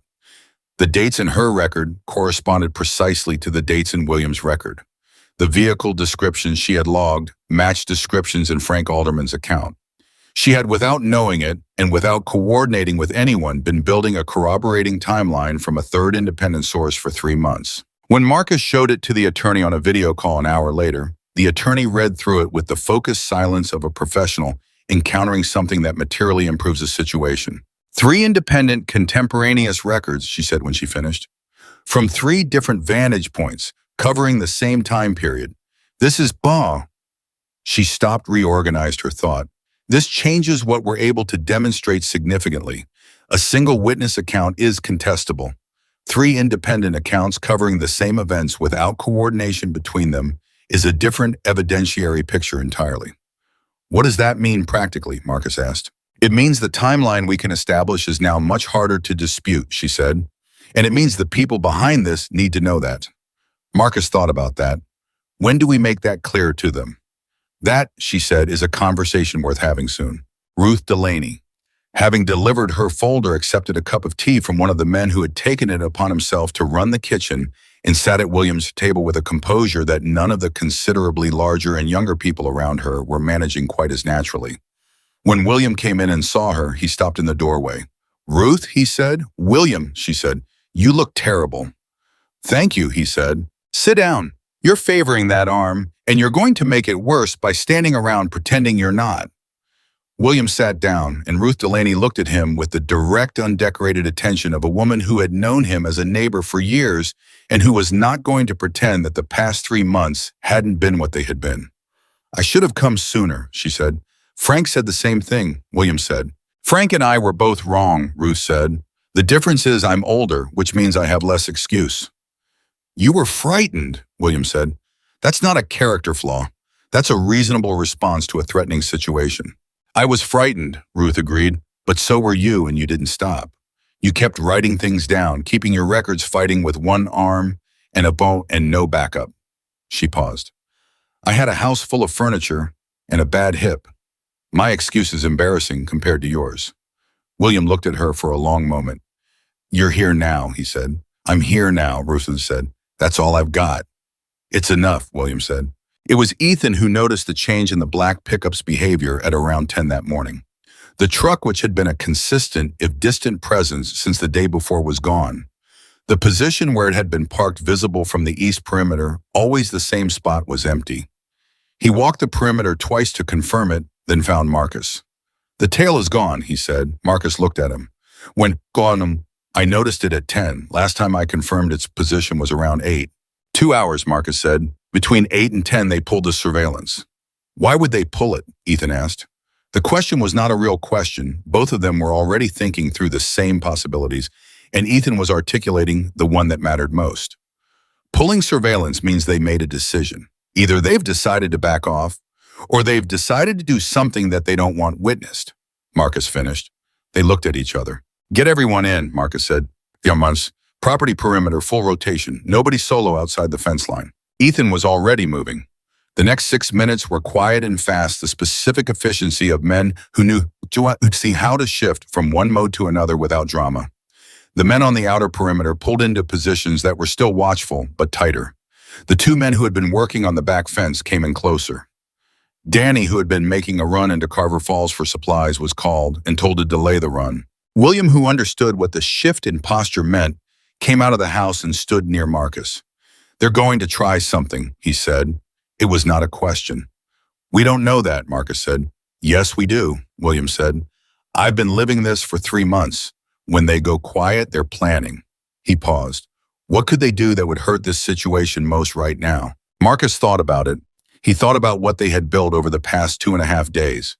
The documents with the attorney, the state investigator with an open inquiry, the 3 corroborating witness records, the visible documented presence of a group of people at this property that removed the isolation Meridian had been counting on. They can't undo any of the legal work, Marcus said slowly. That's already moving through channels they can't access. They can't undo the investigator's inquiry. They can't make the documents disappear. He worked through it. What they can try to do is discredit the whole situation, make it look like something other than what it is, make us look like the problem. How? William asked. By creating an incident, Marcus said, something they can point to, something that makes the story about us rather than about them. William was quiet for a moment. Then he said, they'll try to provoke something. That's what I'd do, Marcus said, if I were in their position and I was running out of options. So we give them nothing, William said. We give them absolutely nothing, Marcus said. He called a meeting.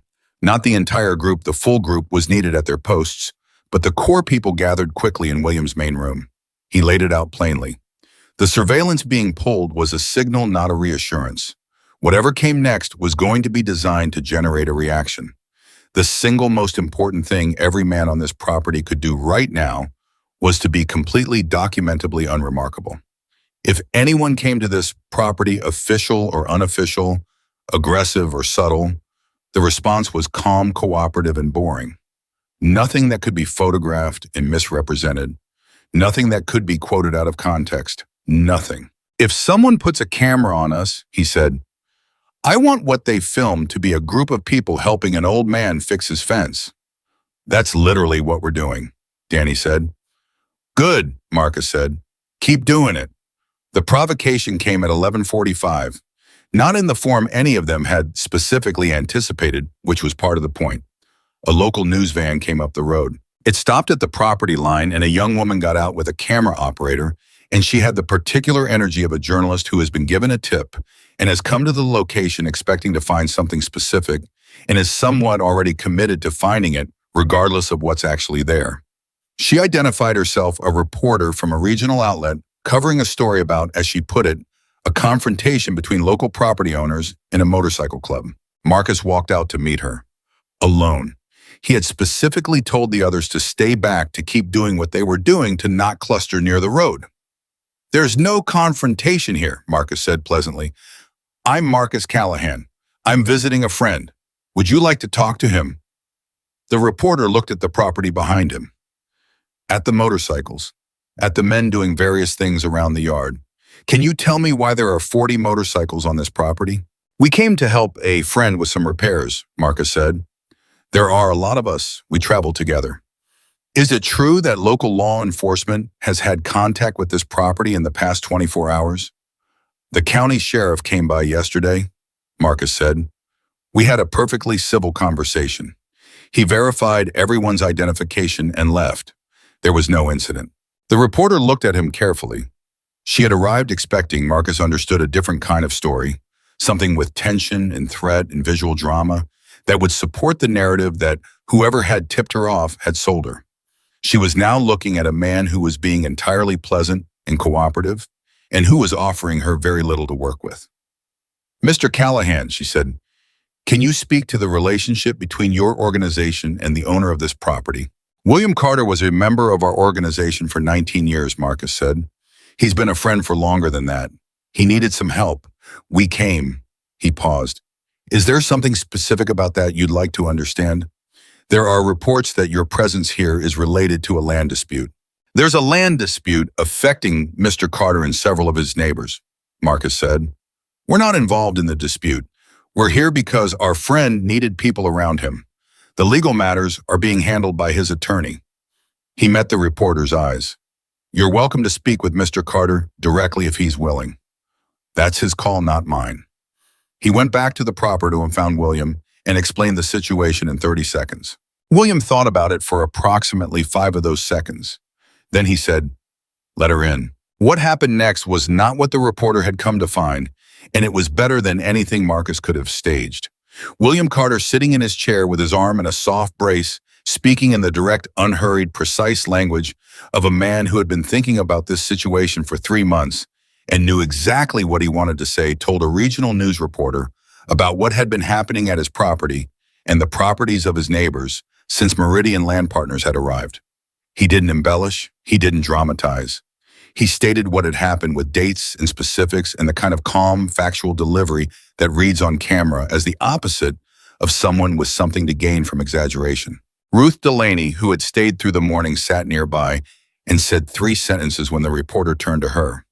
3 sentences was all she needed. 81 years old, white-haired with a cane and a manila folder on the table beside her, she said, I kept a record. Everything I saw from my window, it's all in there too.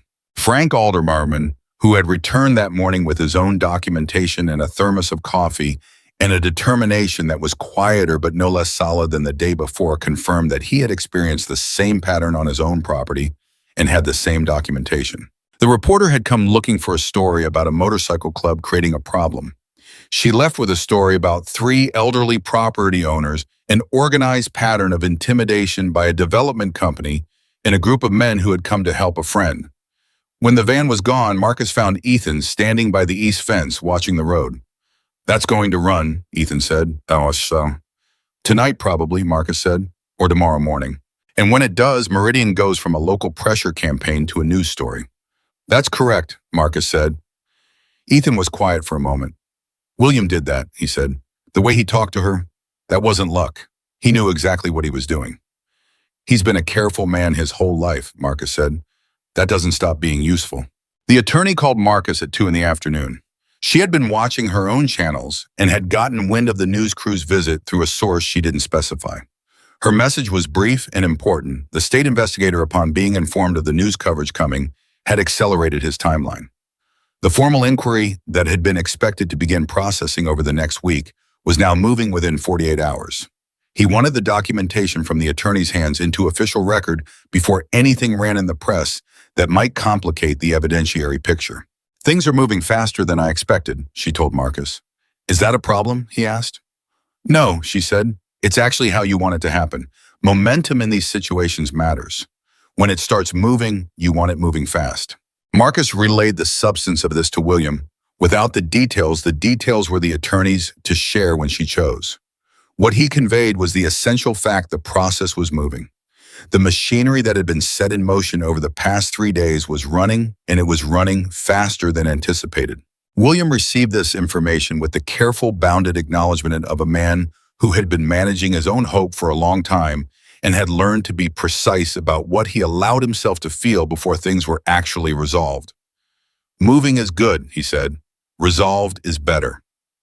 Resolve takes time, Marcus said. I know, William said. I've been waiting a while already. A little more doesn't break me. It was the most direct thing William had said about the personal cost of the past 3 months, and Marcus let it sit without trying to address it, because some things don't need addressing. They just need to be heard. The afternoon brought another unexpected arrival. Not threatening, not official, not press. A pickup truck that Ethan recognized as belonging to the man who had delivered the second vehicle 3 days ago. One of the Sacramento chapter's long-standing associates pulled up to the property with his bed full of supplies. Food primarily. The kind of food that gets prepared for a group of people by someone who has thought carefully about what a group of people who have been eating improvised meals for 3 days actually needs. There were also tools, specific tools, the kind that the fence work and the workshop repairs had turned out to require that hadn't been in the initial supply run. The man who drove it up was named Sal, and he had known Marcus for 15 years. And when he got out of the truck, he looked at the property and the men on it and said, "Carol says Ranger started putting weight on the leg yesterday. She says tell Ethan." Ethan, who was standing nearby, stopped what he was doing. He stood still for a moment. Then he said, "Tell Carol thank you. Tell Carol thank. Tell her yourself when you get back," Sal said.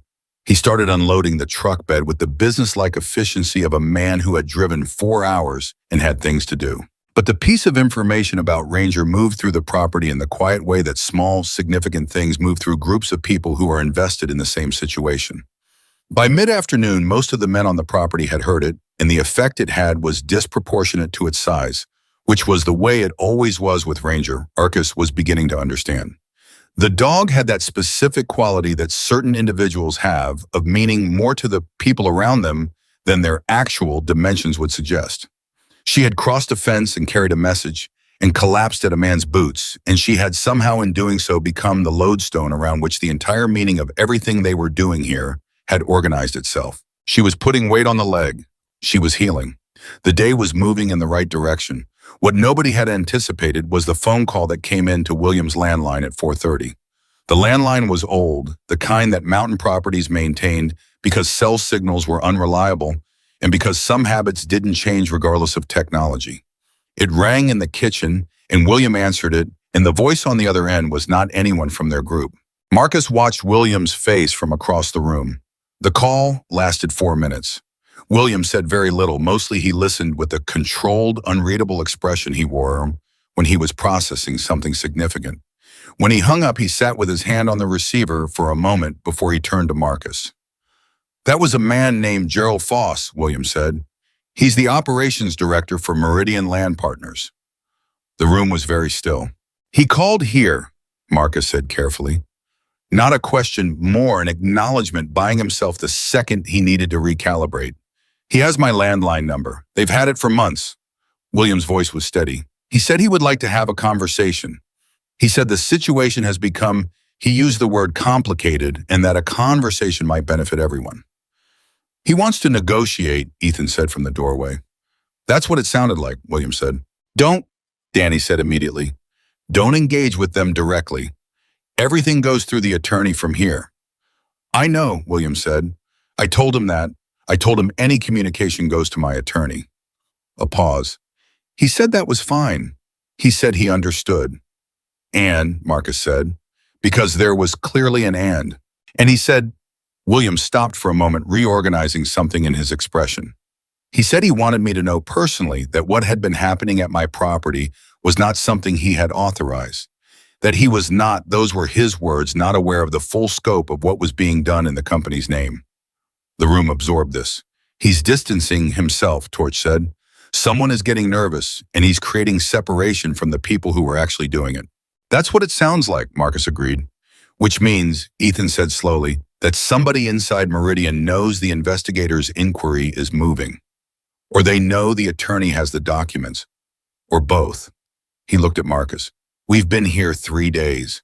3 days ago, this was an old man alone on a mountain with a bad arm. Today, the operations director of the company pressing him is calling to express personal regret about unauthorized actions." The silence that followed had a specific quality. The quality of people sitting with the distance between where something started and where it was now. "It's not over," Marcus said. "One phone call expressing regret doesn't resolve anything. The legal process moves on its own timeline, and it's going to take time. The investigator's inquiry is real, but it will take what it takes. This doesn't resolve tonight." "No," William agreed. "But it's different from 3 days ago," Marcus said. He looked at William directly. "You know that." "I know that," William said quietly. The news story ran at 6 that evening. One of the men had a phone with good enough reception to stream it, and a small group gathered around it in the kitchen. Not the full chapter who had other things to attend to, but the core group who had been managing the week's events. The coverage was not what whoever had tipped off the reporter had intended. The story that ran focused on the property dispute on Meridian, on the 3 neighbors with their documented records. The chapter appeared in it. Their presence on the property couldn't be avoided and wasn't. But the framing was not the confrontation in the story that had apparently been the pitch. It was instead a story about a community that had been afraid to organize and about what happened when that changed. Ruth Delaney's 3 sentences were the last thing before the segment ended. The camera had caught her with her manila folder on the table and her cane against the chair, and she looked like exactly what she was.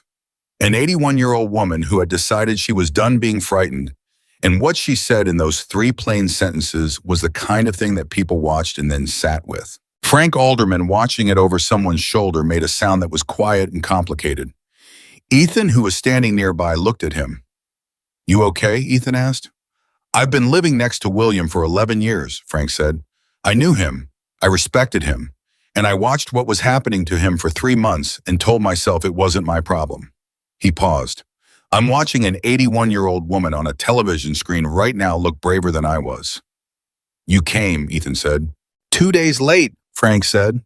"Frank," Ethan said, "2 days late is not the same as not coming. You came. You brought your documentation. You sat at that table and you told the truth." He paused. "Nobody gets credit for perfect. You get credit for what you actually did." Frank looked at him. "You say things you don't expect from a man who looks like you." "People say that fairly often," Ethan said. The evening settled over the property slowly. The rotation of men keeping watch continued quiet and consistent. Food was made and distributed. The attorney sent a brief message to Marcus, confirming that the investigator had formally opened the inquiry and that the documents were now in official evidence channels. Marcus read it twice, then found William and told him. William was sitting in his chair in the front room of his house with a mug of something warm and his eyes at the window that faced out toward the road.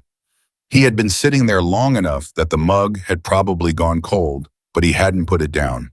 He read Marcus's summary of the attorney's message without expression. "Official," he said. "Official," Marcus confirmed. "It's in the system now. It moves on its own from here." "Even if," William started again, "even if something happens to me or to any of this, the inquiry is open. The record is in there." "That's correct," Marcus said. William looked back at the window. "I've been thinking about what would have happened if Ranger hadn't made it," he said. "If she'd turned around, or gotten too hurt to go on, or found the wrong fence." He paused. "The whole thing depends on her making it to you." "She made it," Marcus said. "I trained her for a lot of things," William said. "I never trained her for that. That was her." His voice had the particular quality of a man who had been alone for a long time thinking about something and was now saying it out loud for the first time. "When I put that collar on her and opened the gate, I didn't know if she had any idea where she was going. I thought if any creature in this world knows where to go when things are bad, it's her. I thought she'll figure it out." He paused. "And she did." Marcus sat down in his chair across from him. For a moment, neither man said anything. The house was quiet in the way it gets when many people are present, but all of them are occupied with their own things, in the specific quiet of 2 people in a room choosing not to fill the space with noise. "When do you think you'll go back?" William asked. "That depends on what the next few days look like," Marcus said. "We're not going anywhere while the situation is still in motion." "You've already been here 3 days," William said. "You have your own business." "Your own," Marcus said. "Stop counting." A pause. "I'm not used to this," William said. "Not an apology, just a statement of fact." "I know," Marcus said. "Neither are we really. This isn't—" He paused, thinking about how to say it honestly. "We don't do this kind of thing often. Show up for somebody the way we showed up here. Not because we don't want to, but because life moves fast and the people who need things are usually not people we know anymore. Not people who are close." He paused again. "You were close enough that a dog could carry a note to us. That matters." "It was luck," William said. "It was a lot of things," Marcus said. "Luck is part of it. The rest of it is that you built something with people over the years that meant they would respond. You can't manufacture that. You earned it." William looked at him for a long moment. Then he said, "How is she, Ranger, really?" "Resting," Marcus said. "Eating. Carol says she started putting weight on the leg yesterday." He paused. "She's going to be fine." William's hand tightened slightly around the cold mug. "She always heals fast," he said. "She's stubborn about it. She doesn't like to be limited." Sounds like someone I know, Marcus said. A brief silence, and then something happened in William Carter's face that Marcus had not seen once in the 3 days they had been there. Not a full smile. William was not a man who smiled easily, had never been, and the past 3 months had not done anything to change that. But something in his expression loosened. Something that had been held tight and watchful and careful since the moment they arrived gave way just slightly to something that was not quite humor, but was in the same family as humor. "You're a pain in the neck," William said. "You always were." "You're not the first person to tell me that today," Marcus said. The night came on, and with it, a cold that the mountain took seriously in ways the valley didn't. The men cycled through the watch rotations, and the house held its warmth, and somewhere in the middle of all of it, at a time that nobody marked precisely, William Carter fell asleep in his chair. Not the managed, vigilant half-rest of a man who had been sleeping lightly for 3 months, alert to every sound. Real sleep, the kind that takes you completely without asking permission. Ethan found him there when he came in from the perimeter at 10. He stood in the doorway for a moment, looking at the old man asleep in the chair, the cold mug still in his loosened hand. He crossed the room quietly, took the mug from William's hand without waking him, and put a blanket over him. Then he went back outside, back to the cold and the dark and the work that still needed doing. But something had changed in the weight of it. 3 days ago, this property had been a place where one man was being slowly, deliberately crushed under pressure he couldn't relieve. Tonight it was a place where that same man was sleeping deeply in his chair, with a blanket over him, and a house full of people who had come because he mattered and had stayed because staying was what the situation required. Outside, the men of the Hells Angels kept their watch in the mountain dark, not because anyone told them to, not because it was glamorous or dramatic, or the kind of thing that makes a good story in most of its particulars. Because William Carter was asleep inside, and sleeping safely, and that was enough. That was, in this moment, everything. William was still asleep when the call came in at 6:40 the next morning. Marcus took it outside, standing in the cold with his breath making small clouds, and he listened for 3 minutes without saying much. When he hung up, he stood still for a moment with the phone in his hand, looking at nothing in particular. Torch came out of the house with 2 cups of coffee and read Marcus's expression the way he had been reading it for 20 years. He handed over one of the cups without a word and waited. "The investigator filed overnight," Marcus said. "The formal inquiry is now public record, and the attorney got a call at 5 this morning from a federal contact she'd reached out to 2 days ago. They already knew about Meridian. They've had a file open on the parent structure for 14 months. They were looking for the landside documentation to complete the chain." He paused. William's papers were exactly what they were missing. Torch was quiet for a moment. 14 months, he said. 14 months, Marcus confirmed. While William was alone up here fighting them off with one hand, the people they're connected to were already being looked at on the other end. He just didn't know it, and they didn't know he had what he had. So when he sent Ranger, he sent her because he was out of options and running out of time, Marcus said. He didn't know he was sitting on the piece that completed someone else's 2-year investigation. Torch looked at the house. At the window where William's chair was visible, the old man still asleep under the blanket where Ethan had left him. "He needs to know this," Torch said. "He will," Marcus said, "when he wakes up." But it was the second call, the one that came in 40 minutes later, that changed the temperature of the entire morning. It came to Ethan's phone. The number was blocked. He almost dismissed it, then answered on instinct, the same instinct that had served him his whole life when something needed to be picked up. The voice on the other end was a man's, young, tightly controlled, trying to sound professional and not entirely achieving it. "I need to speak to someone in charge," the voice said. "You're speaking to someone," Ethan said. A pause. "My name doesn't matter right now. What matters is that I work for Meridian, and I need you to understand that what Gerald Foss told William Carter yesterday about not authorizing what happened, that's not accurate."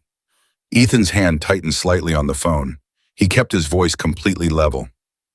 "Go on." "Foss authorized all of it," the voice said. "The harassment, the physical incident with Mr. Carter, the pressure campaign, the false filings with the sheriff. All of it.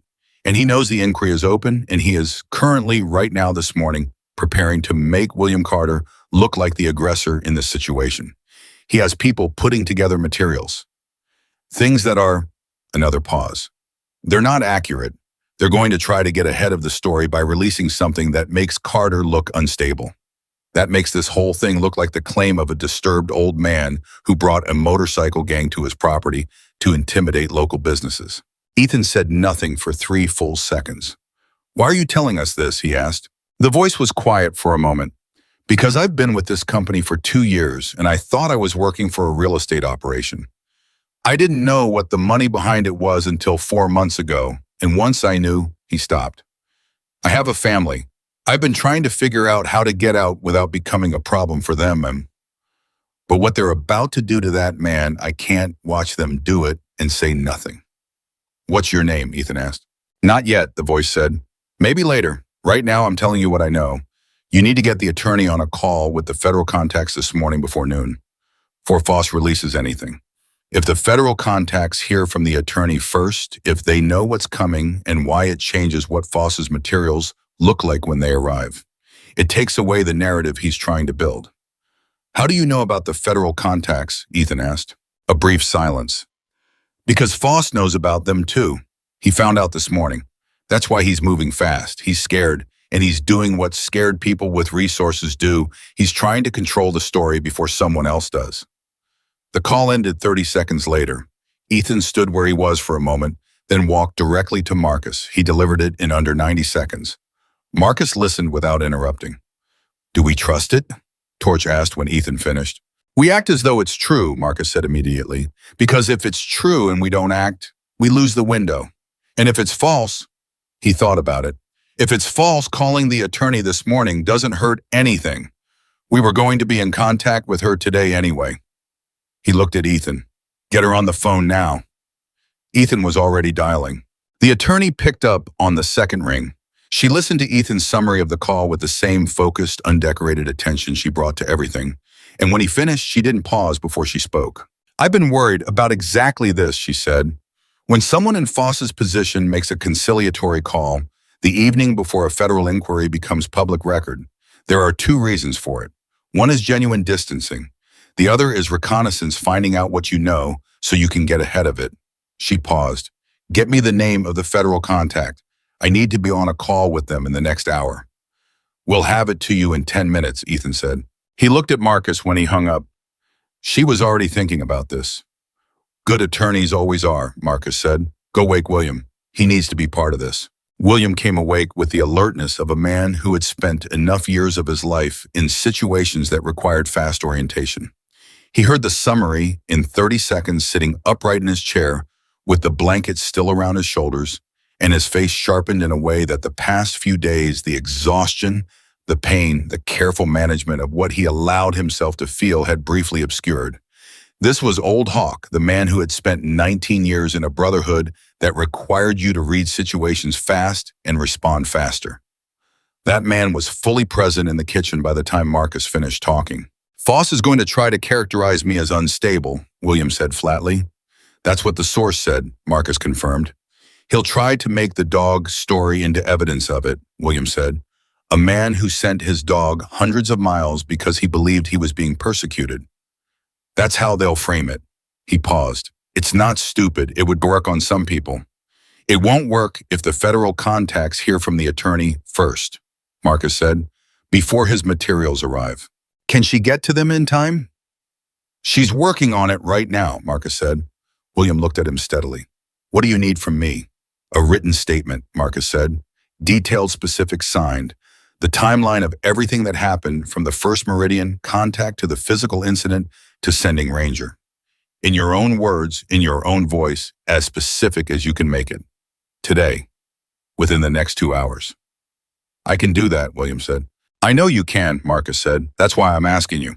William was writing at the kitchen table within 15 minutes with a legal pad that someone had found in the workshop and a pen that Ruth Delaney, who had arrived at 7:30 that morning, without being asked, with another thermos and a look on her face that said she had watched the news story the previous evening and had not slept much after, had produced from her purse.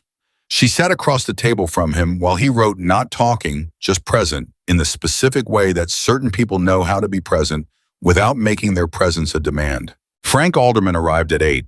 He walked in, looked at William writing, and sat down without a word, and produced his own documentation from the folder he'd been carrying for 2 days. The morning moved with a speed that felt different from the careful, strategic pace of the previous days. This was faster, more urgent, the kind of speed that comes when a timeline compresses and the margin for error narrows. The attorney's call with the federal contacts happened at 8:50. Marcus was not on it. That was the attorney's call to manage, and he was clear about the boundary. But she called him at 9:20 to give him the result. They know about Foss, she said. He's not an unknown quantity to them. The fact that he called William directly last night is itself significant to them.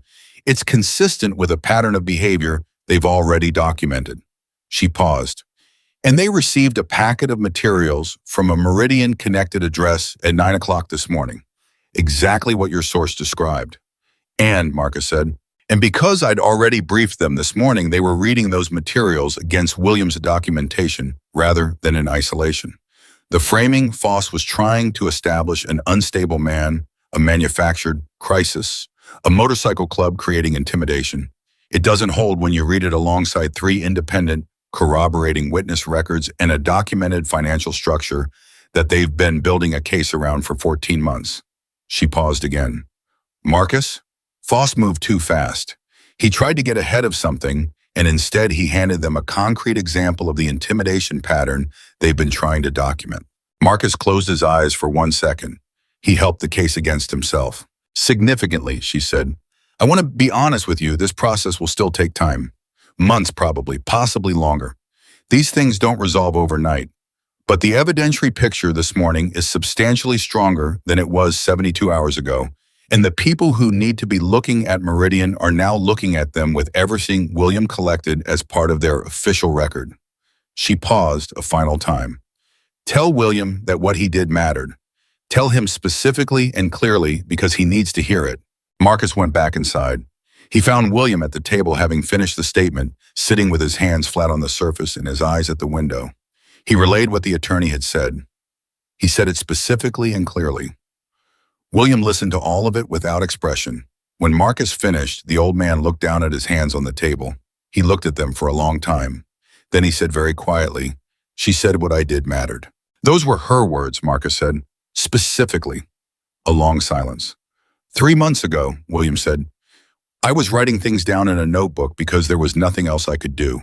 Because doing nothing felt worse than doing something, even if the something was just recording that it happened. Putting the date and time on it, so at least there was a record that it was real. He paused. I didn't know if anyone would ever read it. I didn't know if it would ever. He stopped. It did, Marcus said. It did, William said. The tension that had sustained itself through the morning, the focused, urgent energy of people managing a fast-moving situation began to release over the following hours. Not all at once. These things never unwound all at once. But the calls slowed. The pace of the communication shifted from immediate to deliberate. The men on the property could feel the change in the weight of the day, and they responded to it the way people respond when pressure eases not with noise or celebration, but with a kind of quiet that was different from the watchful quiet of the days before. Easier, less braced. Ruth Delaney made lunch. She did it the way she apparently did everything, without asking permission and without drawing attention to herself. And the result was that there was food on William's kitchen table at noon, and nobody was entirely sure how it had gotten there. Though the evidence pointed clearly to the 81-year-old woman who was now washing a pot in the sink and talking to Frank Alderman about a fence line that had been their shared good-natured dispute for a decade. Danny, eating at the table, leaned toward Ethan and said quietly, she drove up here this morning, made breakfast, helped William draft a legal statement, and is now making lunch and arguing about property lines. Some people, Ethan said, are who they are their entire lives. I want to be like that, Danny said. Ethan looked at him. You've got time. The afternoon brought a development that nobody had seen coming, and that changed the tone of the rest of the day in a way that was hard to articulate, but that everyone on the property felt. The phone call was to William's landline again, but this time it was not Foss, and it was not official, and it was not press. It was a woman named June Whitmore, who was a neighbor from further down the mountain, whose name had come up once in William's account of the community's response to the pressure. She was one of the people who had looked away, and William had mentioned her without bitterness as a statement of fact rather than an accusation. She had seen the news story. She had not been able to sleep. She had a grown son who was a former contractor, and who had driven up the mountain with her that morning and was sitting in her truck at the bottom of the road because she hadn't been sure she'd be welcome. "I don't have documents," she said to William on the phone. "I don't have a record. I watched what was happening to you and I didn't come. And I saw you on that television last night and I thought," she stopped. "I thought if that man can do what he did alone, I can at least make a phone call." "June," William said, "come up." She came up. Her son came with her, a quiet man in his 40s who looked at the property and the men on it and said nothing for a while and then went and found the people doing the fence work and asked if there was anything he could help with. By 2 in the afternoon, he had been working alongside 2 of the chapter's men for an hour, and the conversation between them had the specific character of men who have found a shared task and are doing it. These were the moments that Marcus had not planned for, and that turned out to matter more than almost anything else. Not the legal machinery, not the calls and the documentation and the investigator's inquiry, as important as all of that was. The moments when the isolation broke in the specific human way that isolation breaks person by person, one phone call, in one truck coming up the road, and one question asked and answered at a time. By 4 that afternoon, there were people on William's property who had not known each other 6 days ago and who were now, without ceremony or announcement, simply working together on things that needed doing. The fence, the workshop roof, which turned out to have a section that needed attention, a small repair to the house's heating system that a man with the right knowledge had noticed and fixed without being asked. William moved through all of it with the contained, careful attention he brought to everything, but there was something different in how he moved. The rigidity that Marcus had noted when they arrived, the braced, managed posture of a man holding himself together through sustained effort, had given way to something that looked simply like a man who was home and knew it. At 5 in the afternoon, Marcus found him in the workshop, not doing anything in particular, just standing in the space looking at the tools on the wall, the workbench where the leatherwork had happened over the years. The collar, the decades of careful, skilled craft that had produced, among other things, the piece of leather that a dog had worn across hundreds of miles in the dark. "What are you thinking about?" Marcus asked. William considered the question. "I'm thinking about the collar," he said, "the one on Ranger. I made it 4 or 5 years ago. I made it because I wanted her to have something that was mine, something that if anything happened to me, someone who knew my work would recognize it." He paused. "I didn't make it as a message system. That wasn't what I had in mind. But it worked as one," Marcus said.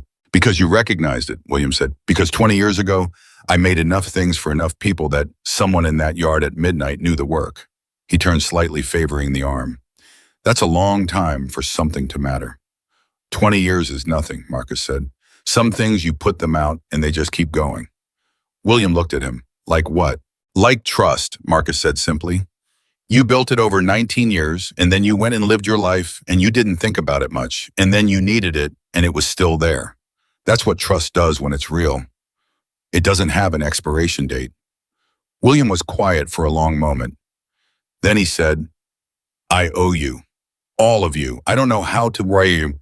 William, Marcus said in the tone he used when a conversation was about to go somewhere he was going to redirect. "Stop. I mean it." "I know you mean it," Marcus said, "and I'm telling you to stop. There's no debt. There's no accounting here. You were our brother for 19 years and you needed us and we came. That's the whole story. Everything else is just details." William looked at him with the dark, steady eyes that Marcus remembered from 20 years of knowing him. And in those eyes was something that the past 3 months, the isolation, the pressure, the careful management of what he allowed himself to feel had covered up, but not extinguished. Trust, old and real, and still there exactly where they'd left it. The evening moved in a direction that Marcus had not planned, but that felt in the way certain things feel exactly right. Someone had built a fire in the old barrel that sat in the yard, the one that showed signs of years of use and had obviously served this function before. The evening was cold enough that the fire made sense, and the men of the chapter gathered around it in the loose, comfortable way of people who have been through something together and are now on the other side of it. William came out and sat in a chair that someone had carried outside for him, close enough to feel the warmth. Ruth and Frank were still there. Neither of them had left, which Marcus suspected was less about the specific practical requirements of the evening and more about the fact that something had shifted in the social gravity of the situation, and they weren't ready to leave it yet. June Whitmore's son, whose name was Gary, was still there too. He had been there for 3 hours working alongside people he hadn't known that morning, and he had the look of a man who had surprised himself somewhat with what he'd been willing to do. The conversation around the fire was not about Meridian, not about the investigator or the attorney or the federal contacts or any of the machinery that was now running. Those things were real, and they would continue running, and in the weeks and months ahead, they would produce outcomes that would matter. But right now, tonight, the people around this fire were done with all of that for the evening. They talked about other things. Bikes, road stories. Frank told a story about a cattle dispute with a neighbor 30 years ago that had resolved itself in a way nobody expected. Ruth told a story about the winter of 1987 that made 3 of the men laugh loud enough that it carried across the yard. Gary asked Danny about something under the hood of one of the motorcycles, and they ended up in a 20-minute conversation about engines that brought in 2 more people. William sat at the edge of all of it and listened. He didn't talk much. That was not different from how William had always been. He had always been a man who listened more than he spoke, who gathered information from the edges of things before he entered them. But the quality of his listening tonight was different from the watchful, vigilant attention of the past 3 months. It was just listening. Just being present, just being a man sitting near a fire with people around him on a cold mountain evening. At some point, Ethan came and sat beside him. The 2 of them were quiet together for a while, not needing to fill it.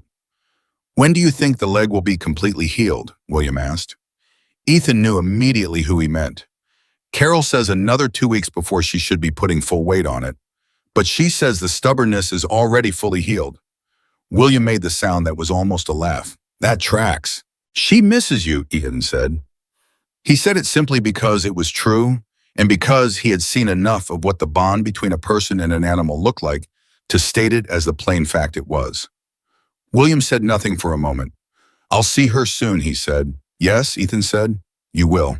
They sat by the fire until the cold finally drove most people inside, and then inside they gathered in the main room of the house. Too many people for the space, really. But nobody adjusted for it, and the crowding had its own warmth, and the evening continued until it didn't, until people found sleeping arrangements, and the fire in the barrel burned down, and the mountain night settled fully over the property. Marcus stayed awake. He sat at the kitchen table with a cup of coffee and the specific alertness of a man who had slept poorly for 4 days, and was not going to be able to change that tonight either. And he thought about everything that had happened since the camera picked up an injured dog crossing a dark yard. He thought about Ranger somewhere down the mountain putting weight on a healing leg. He thought about Frank Alderman coming up the road, about Ruth Delaney with her manila folder, about Gary June's son working alongside men he'd never met. He thought about William asleep in the next room. He thought about what isolation actually meant. Not just the physical fact of one person alone on a piece of mountain land, but the deeper kind, the kind that gets built slowly through accumulated fear, and the reasonable human conclusion that help is not coming, and that the only sensible response is to manage alone. The kind of isolation that Meridian had been counting on, that Foss had built his whole strategy around, that had been the operating assumption of everyone who had decided not to get involved. And he thought about what had broken it. Not the legal work, though. The legal work mattered. Not the financial pressure of federal attention, though that mattered too. What had actually broken it was one dog crossing one fence at the right moment to the right people. Everything else had followed from that. Every call, every witness, every piece of documentation finding its place in the right hands, all of it traced back to a November night and a wounded animal that refused to stop moving. He sat with that for a long time. Then he picked up his phone and called Carol. She answered on the 3rd ring, her voice clear and alert for whatever time it was. "She's fine," Carol said immediately. "Before you ask, she's sleeping. She ate well tonight. The leg is better." "I know," Marcus said. "I talked to Ethan. I wanted to hear it directly." A brief pause. "How is William?" Carol asked. "Sleeping," Marcus said. "Better tonight than he has in a while, I think." "Good," Carol said. She paused again. "Marcus, when you come home, bring him with you. Bring William." Marcus looked at the wall of William's kitchen. He might not want to leave the property. "He's been alone on that property for 14 months, Carol said. "He doesn't need to get right back to being alone on it. Bring him back for a few weeks. Let Ranger recover with him there. Let him," she paused, Let him be somewhere he's not alone while he gets his feet back under him. Marcus thought about it. I'll ask him. Ask him like you mean it, Carol said. Not like you're being polite. You know me too well, Marcus said. I've known you 15 years, Carol said.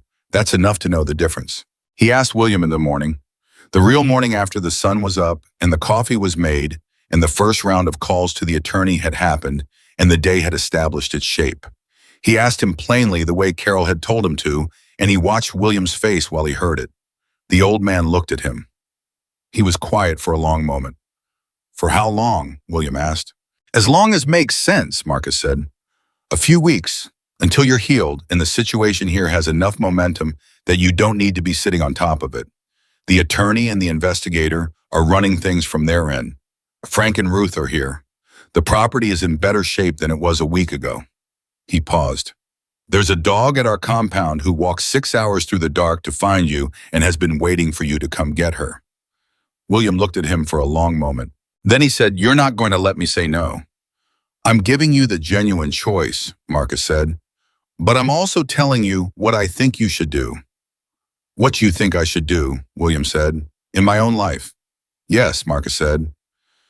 William looked at the kitchen table, at the window, at the room that held the particular weight of a place where someone had been alone for too long. 2 weeks, he said. 2 weeks minimum, Marcus said. Don't push it, William said. I'm not, Marcus said. 2 weeks minimum. After that, we'll see. They left on the 5th day. Not all of them at once. Some of the chapter had already rotated back over the previous days as the immediate intensity had eased with others coming up in their place to maintain the presence at the property. But on the 5th day, Marcus decided the configuration was sustainable and that what the property needed now was not a large visible force, but a reliable rotating presence of a smaller number, and that William needed to be somewhere other than this kitchen for a while. William packed a bag with the economic efficiency of a man who had learned not to accumulate more than he needed. He moved through the house with a particular attention, checking things, making sure they were as they should be. And Marcus watched him do it and understood that what he was watching was not fussiness, but a man saying goodbye to a place for a while and doing it on his own terms. Frank came to see him off. Ruth came. Gary came, which surprised William, and the two of them shook hands in the gruff, slightly awkward way of men who have moved from strangers to something more in less than a week and are not entirely sure yet what to call it. I'll be back, William told them. We know, Ruth said. We'll be here. William looked at her. You should have been a general, he said. I know, she said. The world wasn't ready. The convoy that left was smaller than the one that had arrived, 22 bikes, instead of 41, the others having gone ahead over the previous days. But it was enough. It was more than enough. It was 22 motorcycles carrying 22 men who had come to a mountain to stand beside someone who needed standing beside and who were now carrying him back with them. And the road down the mountain in the November morning had a quality that Marcus noticed and didn't try to explain, because some things explain themselves simply by being what they are. William rode in the truck with Ethan driving. He sat in the passenger seat and watched the mountain recede in the mirror and said nothing for a long time. After about an hour, he said, How far did she walk? Ethan knew immediately. He had run the estimations several times over the past week. Best guess, based on the terrain and the route she would have taken, somewhere between 130 and 160 miles, he said. Over 6 or 7 days. William was quiet. Injured, Ethan added. The leg was already compromised when she left. She was walking on something that wasn't fully right. More quiet. She knew, William said finally. It was not a sentimental statement. It was the considered observation of a man who had known the animal for years and was drawing a conclusion from evidence. She knew where she was going. She knew it would take what it took. And she went anyway. Yes, Ethan said. That's not instinct, William said. That's not just animal behavior. He paused, looking for the right word. That's a decision. I know, Ethan said. She decided, William said. She decided I needed help, and she decided where to go, and she decided to keep going until she got there. He paused. I've known people who couldn't do that. So have I, Ethan said. They drove in silence for a while after that, the kind of silence that doesn't need filling. They reached Sacramento in the late afternoon. The compound looked exactly as it always looked. The gates, the fencing, the yard, but when the convoy turned in through the gates, there was someone waiting in the yard. Carol standing with her arms crossed against the cold, and beside her on a leash that was clearly more ceremonial than functional, given the determination the animal was expressing, was Ranger. The dog saw the truck before it fully stopped. She saw William through the windshield before he opened the door. And what happened in that moment was something that everyone in the yard saw, and that none of them felt any particular need to comment on, because some things don't require commentary. William got out of the truck. The door was barely open before Ranger pulled the leash out of Carol's hand, not violently, just with the absolute calm certainty of an animal that has decided that a leash is no longer a relevant consideration, and covered the distance between them in the particular way that a dog covers distance when it is moving toward the thing it has been waiting for. She did not knock him down. She was a large animal, and she had probably been capable of it, but she didn't. She stopped at his feet, and she looked up at him, and her whole body was moving in the way that dogs' whole bodies move when words would be redundant, and William crouched down carefully on account of the arm and put both hands on either side of her face. He didn't say anything. Neither did she in any language that translated directly. But nobody watching them had any confusion about what was being communicated. Carol, standing nearby, had the expression of a woman who was not going to cry in front of 20 men and was doing an excellent job of it. Ethan came to stand beside her. "Thank you," he said, "for taking care of her." "She took care of herself," Carol said. "I just kept her company." She paused. "She waited every day. She kept looking at the gate."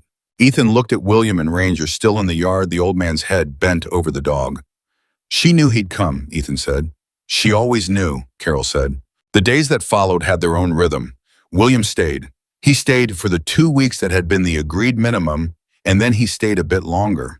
Not because anyone pressured him, but because the particular shape of being somewhere full of people after too long alone turned out to be something his body and mind needed more of than he had estimated. He was not effusive about it. He didn't make a production of belonging.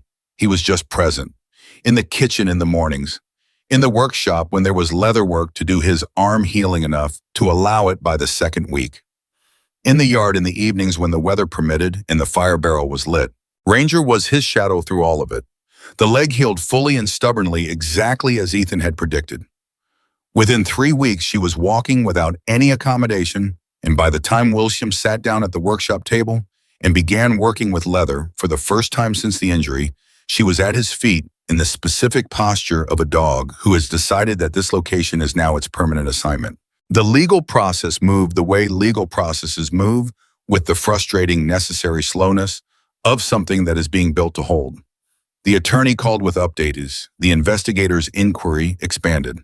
The federal case that Williams' documents had completed began its own longer arc.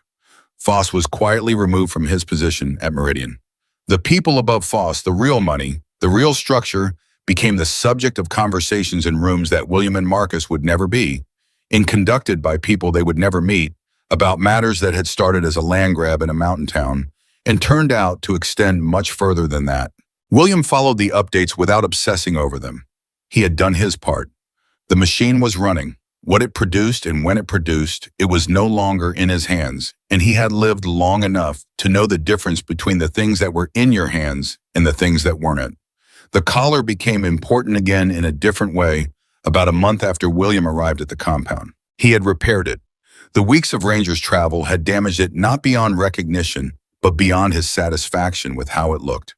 And in the workshop, over the course of several evenings, he had restored it with the same patient craft that had gone into making it. He had kept the original design. He had kept the symbol that Marcus had recognized at midnight in the cold yard. He had kept the essential character of the thing.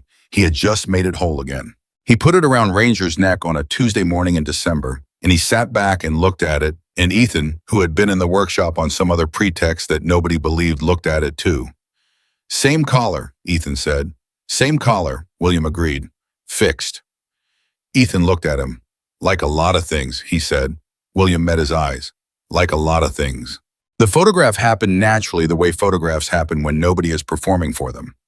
It was a Sunday afternoon, and a significant portion of the chapter was at the compound for reasons that had to do with ordinary chapter business, and someone had a phone out, and someone else had the idea, and within 10 minutes, the photo was being taken in the compound yard. 40-some men, William Carter in the center, and in front of William, sitting with the specific, dignified composure of an animal that understood its own importance, Ranger. Her new collar visible, her heeled legs steady under her dark eyes looking directly at the camera with the expression that everyone who had spent any time around her recognized patience, certain, looking at the world with the complete confidence of an animal that had been somewhere and done something and knew exactly what it had meant. Marcus looked at the photo later that evening. He thought about the night it started, the cold, the camera footage, the animal crossing the yard. The moment he crouched down and felt the muzzle pressed against his palm, the collar and the symbol and the name in his memory, Old Hawk arriving like something coming back from a long way away. He thought about everything that had followed, the road to William, the mountain, the attorney, the investigator, Ruth and Frank and Gary, the fire in the barrel, the call to Carol, the day William crouched in the compound yard and put his hands on either side of a dog's face and said everything that didn't need words. He thought about what Ethan had said that first night in the back room, that Ranger had come to them because she trusted that someone in this building would help, that she had traveled everything she had to travel because she believed, at whatever level a dog believes things, that the right hands were at the other end of the journey. And Marcus thought about what it meant to be the right hands. Not the fearful reputation, not the leather and the motorcycles and the name that made people cross the street. All of that was real, and he had never pretended otherwise, and he wasn't going to start. The history was the history, but there was also this. There was a man sleeping in the workshop. There was a book with a restored collar. There was a photograph of 40-some people who had come because one wounded animal had trusted that coming would matter. Strength, Marcus had always believed, was measured by what you protected, not what you threatened, not what you controlled, what you protected and what you were willing to pay to protect it. The dog had known that, had known it about them before they had had the chance to prove it to her. And in knowing it, she had given them the chance to prove it to themselves. There are stories that start with one small thing crossing a line in the dark and that ends somewhere so far from where they started that the distance seems impossible when you try to measure it. This was one of those stories, and it was true, every last word of it.